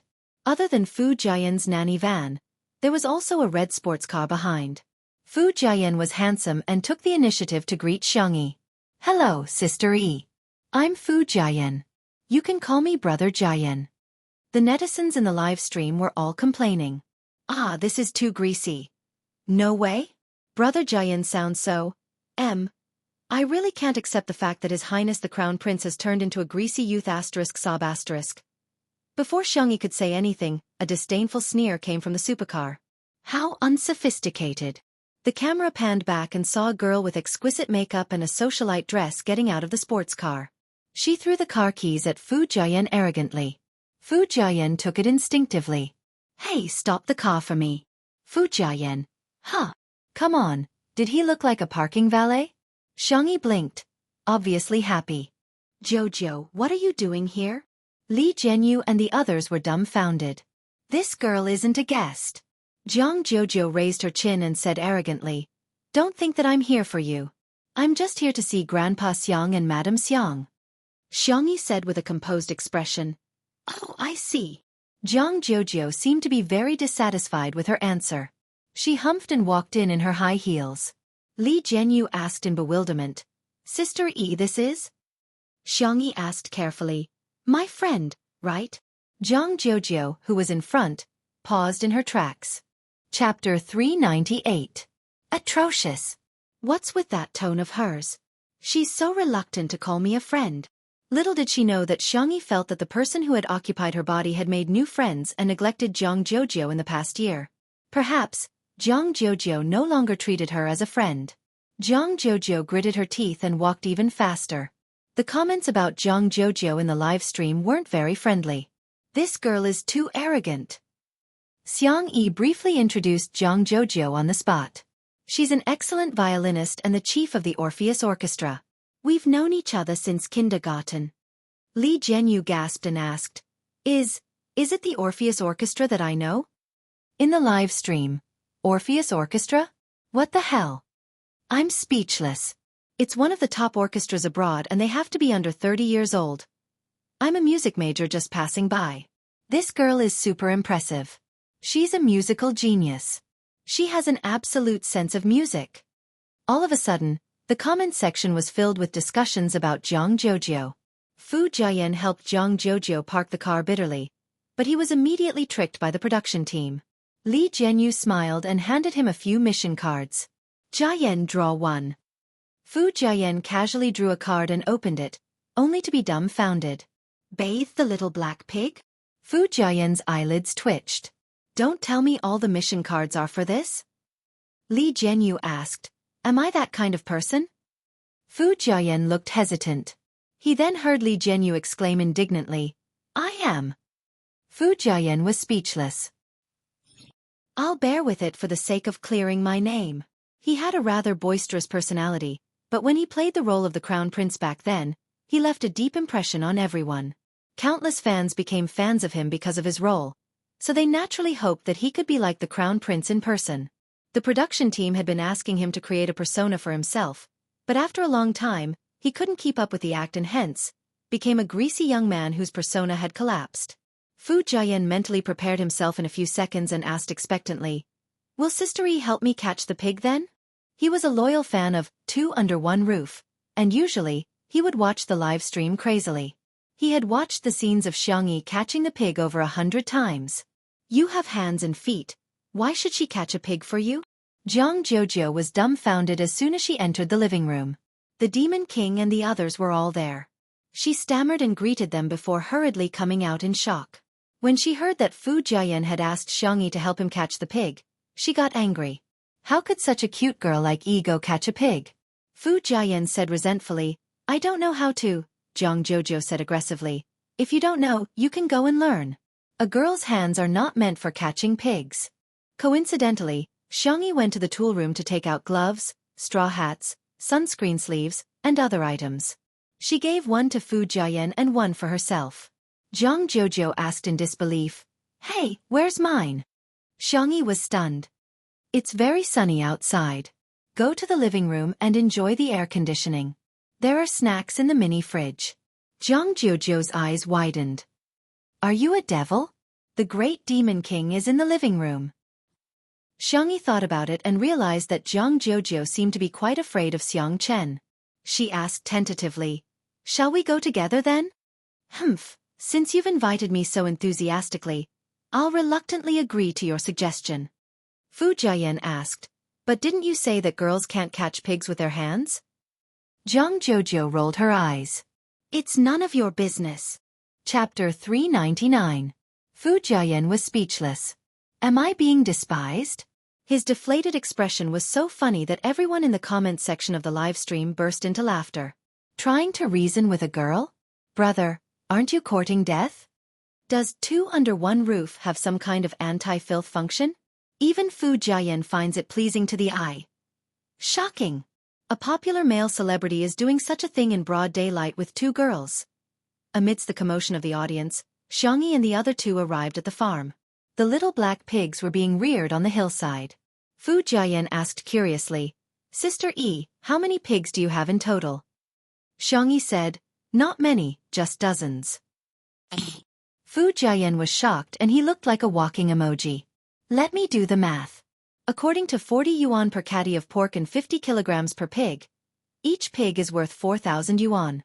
There are so many of them on the mountain. They're not pigs, they're money. Jianghu said in disdain, look at how ignorant you are. Fu Jiayan scratched his head, feeling a little embarrassed. I'll go catch one first and see if I can catch one. It's cooler here under the shade. You two wait for me here. Xianxia said, actually you don't have to catch one, Jianghu interjected. Who are you looking down on? I'm not a good-for-nothing. I want to go too. Fu Jiayan said, let's see who catches it first then. Xianxia said, you really don't have to. The two of them didn't listen to her at all. They somehow felt like competing with each other and rushed up the hillside. Xianxia was speechless. Forget it, as long as you guys are happy. Fu Jiayan and Jianghu had their eyes on the same little black pig. The two of them pounced on it from both sides, only to be defeated. The little black pig scurried away. Fu Jiayan said regretfully, what a pity, this pig is quite cute. Jianghu licked the corner of her lips and said, it should be delicious braised pork. Fu Jiayan was speechless. All of a sudden, a large, sturdy and powerful black pig appeared in front of them, followed by a little black pig that was whining. Jianghu turned pale and exclaimed, It can actually call Daddy over. Fu Jiayan pulled a long face. Is it too late for us to call it Daddy now? The answer was that it was too late. The big black boar dug into the ground and charged at the two of them aggressively. Ah! As a result, the live stream was filled with the screams of two people being chased by pigs. Pig catching girl, Coco Love. F***CK. What kind of stupid variety show is this? I'm dying of laughter in front of the screen. Fu Jiayan must be a comedian deep down. It's such a pity that he didn't go into crosstalk. Fu Jiayan and Jianghu fled frantically together with the cameraman. For some reason, they alarmed the black pigs nearby. All of a sudden, the scene was extremely chaotic and there were piglets running wild all over the hillside. Seeing that the situation was becoming more and more dangerous, the audience gradually felt that something was wrong. There won't be an accident, right? Is there something wrong with the production team? Arranging such a dangerous mission, aren't the artists' lives more important? If she falls, there might be a stampede. What if she hurts the girl's hand? She's a violinist. This is really the most confusing act of the year. Can't the vase fairy do it herself? Why did she let the crown prince and the girl take the risk? This is too much. I suspect that she's doing it on purpose. She's jealous of Jianghu. She's the chief of Orpheus. It's easy for people to be jealous of their friends. If she goes to Orpheus, do you think anyone will want her? Chapter 400. Some people were purely worried about the safety of the guests, while others were stirring up trouble, wishing they could trample on Xianxia a few more times. There were only so many decent resources in the entertainment industry, and now that Xianxia had become famous, she was bound to touch the cake of others. Some people didn't want her to become famous. There were also people guarding against her exploding to the front line. As the situation became more and more dangerous, Li Jianghu also panicked and shouted through the loudspeaker, "Everyone, don't panic. Come to my side first." Before he finished speaking, a little black pig that was passing by bumped into his leg and Li Jianghu fell to the ground. He was speechless. The cameraman, old Zhang, did not forget to give him a close-up. However, no one could laugh now. The urgency of the audience seemed to be overflowing through the screen. Oh my god, His Highness can't take this hit. Xiangyi, can't you control your pig? I'm speechless. Where is she? Did she run away? How can she be so irresponsible? I'm speechless. Is the production team brainless? Why did they set up such a dangerous task? Someone said weakly, the last time Sister E caught pigs, it wasn't this dangerous. This should just be an accident. This person had just defended Xiangyi, but he was criticized so badly that he began to doubt his life and shut himself up on the spot. Seeing that the chaotic situation couldn't be resolved, a clear whistle sounded. All of a sudden, the restless little black pigs quietened down. The whistle was melodious, and immediately afterwards, the little black pigs all headed in one direction. Everyone at the scene was speechless. The netizens were speechless. Oh wow, is this a miracle? Everyone looked at the source of the whistle in unison, only to see a slender girl carrying a bag of corn and a bag of vegetables, standing by a small pond not far away and whistling. She scattered the corn and vegetables on the ground, and the little black pigs obediently ate. After they were full, some jumped into the shallow water by the small pond and snorted. The scene changed from a violent and dangerous pig chase to a warm and harmonious rural life. The netizens were speechless. Didn't she just say that she didn't have to catch the pigs? Damn! Sister E was really strong. Carrying 2 such big sacks in one go? Anyway, I can't carry it. Those who scolded and ran away, come out and get beaten up. Xiangyi went to get some food. Who knew that they would be chased by pigs? Instantly, the group of people who had scolded the most fiercely just now were too embarrassed to say anything. It turned out that not only did she not abandon them, she even appeared to help them out. Phew! Fu Jiayan let out a long sigh of relief. Oh my god, I was scared to death. He was drenched in sweat from running and his clothes were stained with grass and mud because he had been protecting Jianghu just now. Jianghu, who was at the side, wasn't much better than him. Her meticulously permed hair had already fallen apart and the bow on her head was crooked too. She walked towards Xiangyi fiercely. Fu Jiayan was shocked. Could it be that this eldest miss was going to settle the score with Sister E? He was not the only one. Many people in the live stream had the same thought. Oh, someone is going to be unlucky. Serves her right. Who told her not to appear earlier and make Jianghu so disheveled? Let's fight, let's fight. Let's tear our hair apart. It's finally time for a fight. I'm so excited. However, to everyone's surprise, Jianghu stood still with her hands on her waist. Hey, I want to eat that pig for lunch. Chapter 401. Everyone was speechless. What the hell? Sister, do you still remember that you're a noble and elegant violinist? Xiangyi asked in a gentle voice. Huh? Which one? That one. Jianghu felt extremely aggrieved. It's rubbing my butt. Humph, I'm going to eat it. Jianghu was very willful but Xiangyi indulged her. Okay, we'll kill it later then. The netizens were appalled. Little black pig, it can't escape the punishment of fate. Ha ha ha ha, this girl is so cute. Sister E is a woman who says the cruelest things in the most gentle tone. Pigs are so cute, how can one be enough? Why don't you kill 2 more and hold a fan lucky draw? The disheveled Fu Jiayan seemed to have had an epiphany as he muttered. So this is the correct way to complete the bathing task. Heaven and man are one. The Tao is natural. People and the environment get along harmoniously. Ba, little piggy, I wish you a speedy ascension to heaven. No wonder Xiangyi said that there's no need to catch them. It turns out that if I feed the pigs by the small pond, they'll jump in and bathe themselves. The netizens teased. Fu Jiayan, Master, I'm enlightened. Is the Crown Prince trying to expiate souls? Fu Jiayan is a comedian. Major variety show dads. Please look at our brother. This segment was too entertaining. Li Jianyu sighed with emotion. Back then, when Shui asked him to invite Xiangyi, he did so with the intention of getting a buy-one-get-one free deal. But now, it seemed that Xiangyi was the treasure that he had bought, and Shui's father was just a freebie that was placed on sale at the supermarket. He even wanted to tailor a variety show for Sister E. Isn't it nice to be alone and beautiful? When the time comes, the variety show award would be within reach. Hee hee, hey hee hee. Ruan Qing's voice pulled Li Jianyu back to reality. How much longer are you planning to sit on the ground? Li Jianyu snapped back to his senses and finally realized that he was still sitting on the ground. Ruan Qing reached her hand out to him in amusement. Li Jianyu was stunned and said weakly, "Sister Wan, can you not hit my face? I didn't know that this mission would have such a dangerous possibility." Previously, when Sister Yi was catching pigs, it was all very peaceful. Ruan Qing was speechless. "I was trying to pull you up." So it wasn't him? Little Li, the sociopath, was ecstatic. After the little piglets finished bathing, Xianxia skillfully caught them and prepared to bring them to be processed. She then arranged for Fu Jiayan to pick some ingredients. "Pick some red and green chilies, 2 green onions, and 2 heads of garlic." "Thank you." Fu Jiayan was elated. "Great. Sister Yi, you're the best. You gave me such a light job."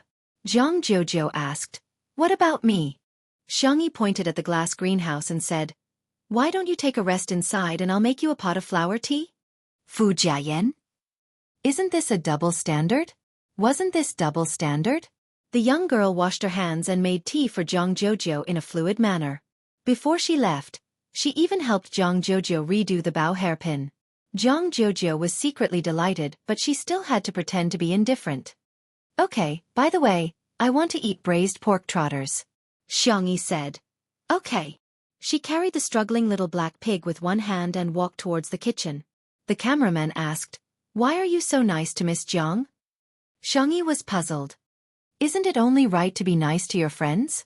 All of a sudden, countless people flocked to Shi Sui's Weibo. "Shi Sui v. Shi Sui. If you don't come back, your wife is going to run away with someone else." Chapter 402. At the same time. At a certain movie premiere.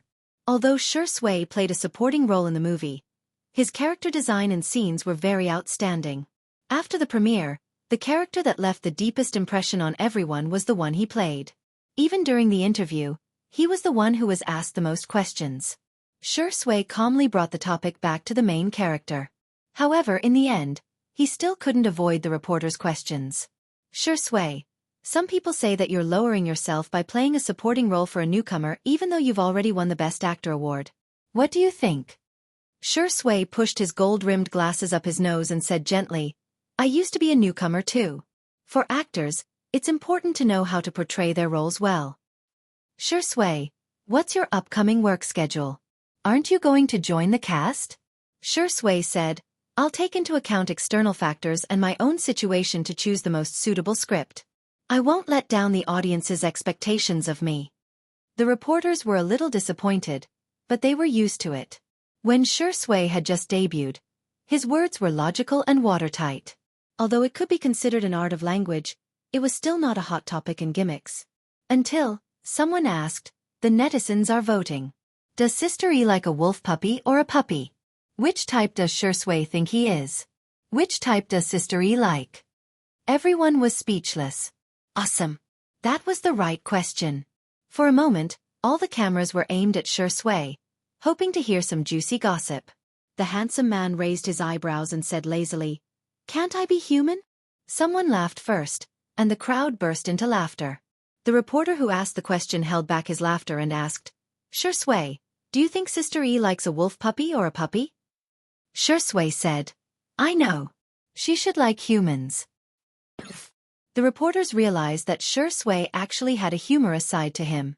However, if one thought about it carefully, one would realize that there was a double meaning to his response. Sister E liked humans, but he was also a human. It could be understood that Sister E liked him, but she didn't use a definite tone, which made people's imaginations run wild. "Damn. Brother, where can I buy your works?" Xianxia was busy in the kitchen. Fu Jiayan was bored out of his wits and wasn't familiar with Xiangxia's brothers either. Hence, he had no choice but to chat with Jianghu awkwardly. Jianghu wasn't in the mood. While playing with her cell phone, she answered indifferently. Suddenly, Fu Jiayan asked about Xiangxia. "When did you meet Sister E?" Jianghu raised her head and said with certainty, 3.5 years old. "You even remember this?" Fu Jiayan was a little surprised. A 3-year-old child can't remember anything, right? "I just remember." Okay. Tell me then, What was Sister E like when she was 3.5 years old? Jianghu got lost in her memories and paused for a moment before saying, she was pretty much the same as she is now. She was a crybaby, timid, weak, helpless, and pitiful. Fu Jiayan was speechless. Wait, are you sure you're talking about Sister E? Humph, she's just an annoying kid. Jianghu commented. Thinking about what happened in kindergarten, Jianghu got angry. Xianxia is very nice, but she's nice to every child. Anyone can share her after-meal fruits. She already has a harem at such a young age. She's so annoying. Chapter 403. However, in the ears of the netizens watching the live stream, her words sounded a little different. Haven't you guys realized that Xianxia doesn't have any friends at all? Who said she doesn't? Qin Wanyan is her best friend, yet she exposed her so easily. From this point, you can see her character. Although Shui doesn't have many friends, they are all close friends. On the other hand, the vase fairy only knows how to seduce men. How could she have a true female friend? As the camera panned to the kitchen, Xiangxi's pork trotters were stewing, and the live comments were instantly flooded with new comments. Is this Xiao Hei? It looks so fragrant. Wow, Xiao Hei has such a good figure. She's neither fat nor thin. I'm drooling. Xiao Hei. You guys are still lusting after my body at a time like this? Be a human. Sister E is weak, helpless, and pitiful? She's a devil who can catch a pig with one hand and sharpen her knife to kill a pig. Okay. The comment section was very lively, but Xiangxi's expression was very calm as she quietly cooked. Every time she cooked, she would put her heart and soul into it. What might be boring for others was equivalent to relieving stress for her. The scene of a young girl cooking was pleasing to the eye, as if she was enjoying a piece of art. When the last dish was placed on the plate, Xianxia and Xiangyu had already consciously come over to serve the dishes. Fu Jiayan was still thinking about clearing his name, so he helped clean up the table and sat upright with a solemn expression. I can't eat too much. I'm going to steal the role of an otherworldly immortal. I just have to taste each dish. Besides, I don't believe that the previous live stream wasn't an act. Sister Yi's cooking did look delicious, but how delicious could it be? Fu Jiayan picked up a piece of twice-cooked pork with his chopsticks, still thinking about how he had eaten at a top-notch restaurant that cost a few thousand yuan per person. What the F***CK? It was fatty but not greasy, salty, and slightly spicy. The slightly sweet taste suddenly bloomed on the tip of his tongue, capturing his taste buds in an instant. The pork was freshly slaughtered and the chili was freshly picked. Paired with bean paste, green onions, and garlic sprouts, it created a rich and unique taste. What kind of delicacy was this? An exceptional delicacy. Fu Jiayan was dumbfounded. By the time he reacted, the dishes on the table had already been reduced by a third. His pupils trembled as he looked at the scene in front of him in shock. Hades had brought his own big bowl of rice, but Xiangyu's bowl was even bigger than his. Perhaps it would be more appropriate to describe it as a small basin. Even the elegant and modest Dr. Xiang and the cold and indifferent lawyer Xiang had small mountains of rice on their plates. Country bumpkins. Jiang Jojo said in disdain. What's wrong with that? In the past, they would even bring pots and pans to their meals. Fu Jiayan suddenly realized that the competition in the Xiang clan was actually so cruel. As he ate, he asked, why aren't you eating? Jiang Jojo picked up a piece of stir-fried vegetable elegantly and rinsed it with water before eating it. She raised her head arrogantly. The orchestra is about to perform. I'm the lead violinist. Rounding it off, it would be the C position, alright? I'm trying to lose weight, so I definitely won't eat such greasy meat dishes. Not even a single bite. Fu Jiayan agreed. You're right. Missy, I wish you success. In the next second, he picked up all the remaining pieces of vegetables in front of Jiang Jojo. Jiang Jojo was speechless. At this moment, a strong and spicy aroma wafted into her nose. Chapter 404. She couldn't control her physiological instincts and looked towards the source of the aroma. Xiangxia came out of the kitchen with a plate of braised food. At the top was a soft and tender pork trotter, surrounded by a circle of duck wings and chicken feet, as well as a few pieces of dried tofu and shiitake mushrooms. The food was all soaked in the beautiful reddish-brown gravy and sprinkled with some white sesame seeds. The aroma of the food wafted in all directions, causing the cravings in the depths of one's heart to come out. Fu Jiayan. Jianghu. The brothers of the Xiang family were obviously immune to their sister's delicacies as they all looked rather calm. However, the impact on Fu Jiayan and Jianghu was too great. It smells so good. How can it be so fragrant? Gulp. Fu Jiayan couldn't help but swallow his saliva. Xianxia placed the braised food platter in the middle of the dining table and said, I asked around and everyone can take spicy food, so I made some spicy food. Try it. Ah, by the way, I'll go get some soy milk. The little girl got up to get the soy milk and the table immediately went into battle mode. The brothers of the Xiang family exchanged glances and sparks flew everywhere. Fu Jiayan was so cowardly that he didn't dare to move his chopsticks at all. Jianghu thought of her bold words just now and decided not to move her chopsticks for the sake of her pride. Soon, the brothers of the Xiang family decided who was better. Xianxia was the first to move his chopsticks and picked up a few pieces of pork trotters that were just right for his mouth. Xiangli was the second to move his chopsticks and he picked up all the vegetarian dishes. Xiangqi and Xiangyu were carnivores, so one of them picked up a duck wing while the other picked up chicken feet. When it was Fu Jiayan's turn, he picked up a small piece of pork trotter that had fallen on the plate and stuffed it into his mouth. It was fragrant at first, but it soon turned numb and spicy on the tip of his tongue. The meat was soft and tender, and even the bones seemed to have been stewed. The sauce rubbed against his mouth and brought out a sweet aftertaste. After swallowing the small piece of meat, it really melted in his mouth and left a rich aftertaste. It was different from Fu Jiayan's initial imagination. Once he tasted it, he really got carried away. Only tasting each dish and not eating more? No way. Fu Jiayan fully demonstrated to the audience what an adult man's appetite was. He wished he could bury his face in his bowl and enjoy the food. The netizens were speechless. This is like a pig entering a granary. Your Highness, what kind of delicacies haven't you eaten before? Do you really have to enjoy them so much? It's over, the calm and collected crown prince in my heart is gone. All that's left is this heartless eating machine in front of me. As for Jianghu, she had fallen into a painful struggle. Eat. Not eating. Ah. Xiangyi's clear voice sounded in her ears. Jojo, go ahead and eat. The girl took the initiative to give her a piece of pork trotter. Didn't you say you wanted to eat this? Jianghu pulled a long face and said arrogantly, Is that so? I don't even remember. If I ask you to do it, you will do it. If others ask you to do it, you will do it. Humph. Xiangyi said. Yes. She seemed to have realized something. Sorry, I'll change my chopsticks. She didn't notice that she was using her own chopsticks. Although she hadn't started eating yet. Jianghu might have minded it, so she didn't eat. She brought a clean plate for Jianghu and used the serving chopsticks to pick up some pork trotters, duck wings, mushrooms, and so on.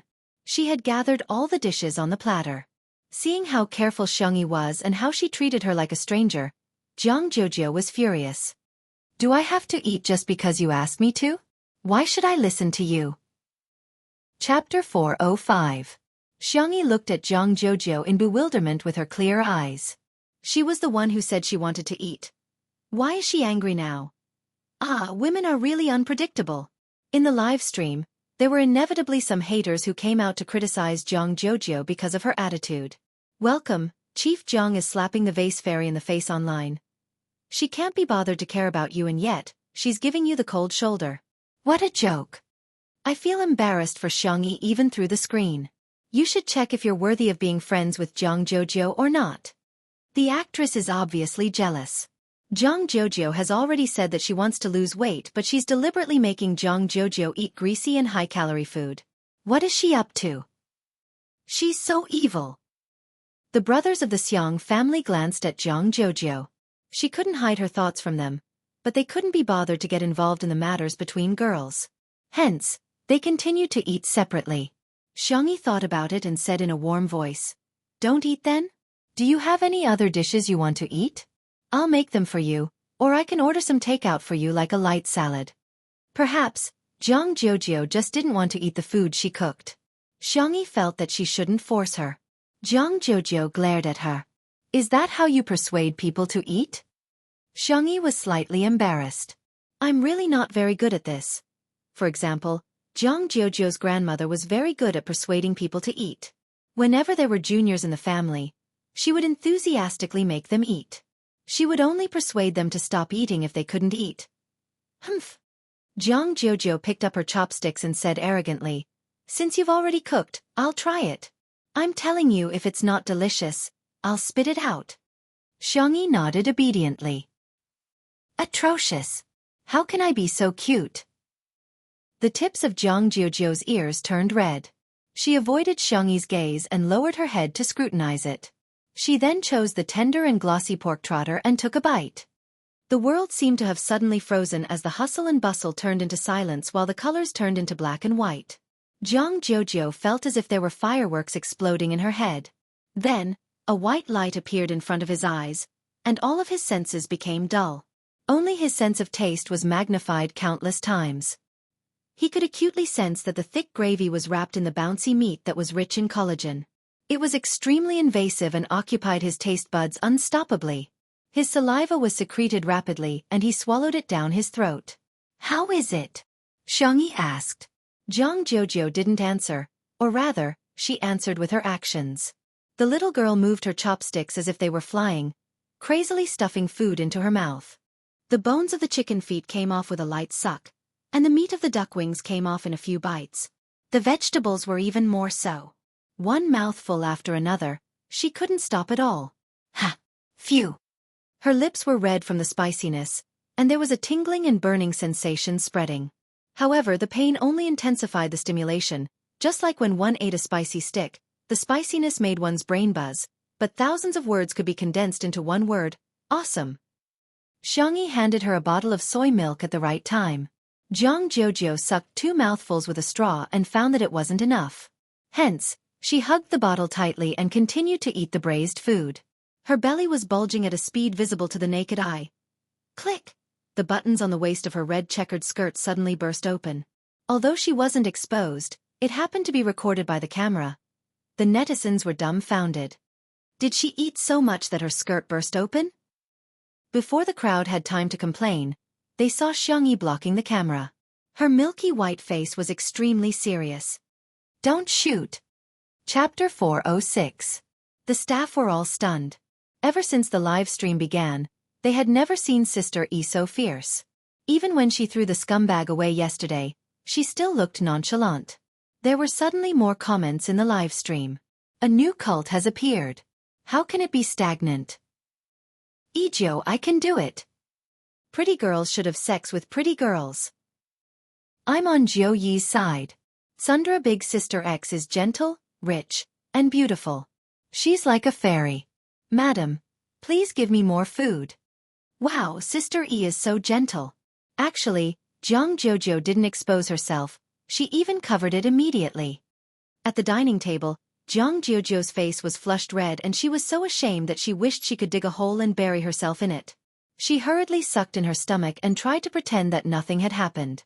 However, she had eaten too much and even drank 2 bottles of soy milk. Her stomach was so round that she couldn't suck it in at all.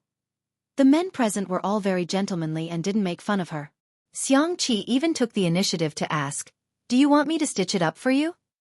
For the sake of making friends with Xianxia, her brothers had always been worried sick. That was the difference between men and women. After all, there was a limit to how much care they could give Xianxia. Some subtle warmth was energy that could only be transmitted between girls. "No." Jiang Jiujiu refused without even thinking about it. It's too embarrassing." All of a sudden, Xianxia grabbed her wrist. Jiang Jiujiu looked up and met the girl's clear eyes, which seemed to be filled with moonlight and were incredibly gentle. "I'll take you to my room." Jiang Jiujiu looked away awkwardly and didn't say anything. In the bedroom, Jiang Jiujiu changed into a loose cotton linen dress and quietly poked her head out of the cloakroom. The first thing she saw was Xianxia, who was helping her sew the buttons. The young girl skillfully threaded the needle and sewed the button. Her white wrist lightly circled it twice and successfully tied the knot. She used her teeth to break the knot and then carefully used the ironing machine to iron the skirt. Jiang Jiujiu was speechless. It was a wonderful feeling. They hadn't contacted each other for a long time, but they didn't become distant. But, thinking of what Qin Wanyan said, Jiang Jiujiu felt a little awkward. Xiangyi noticed her. Do you want to switch back?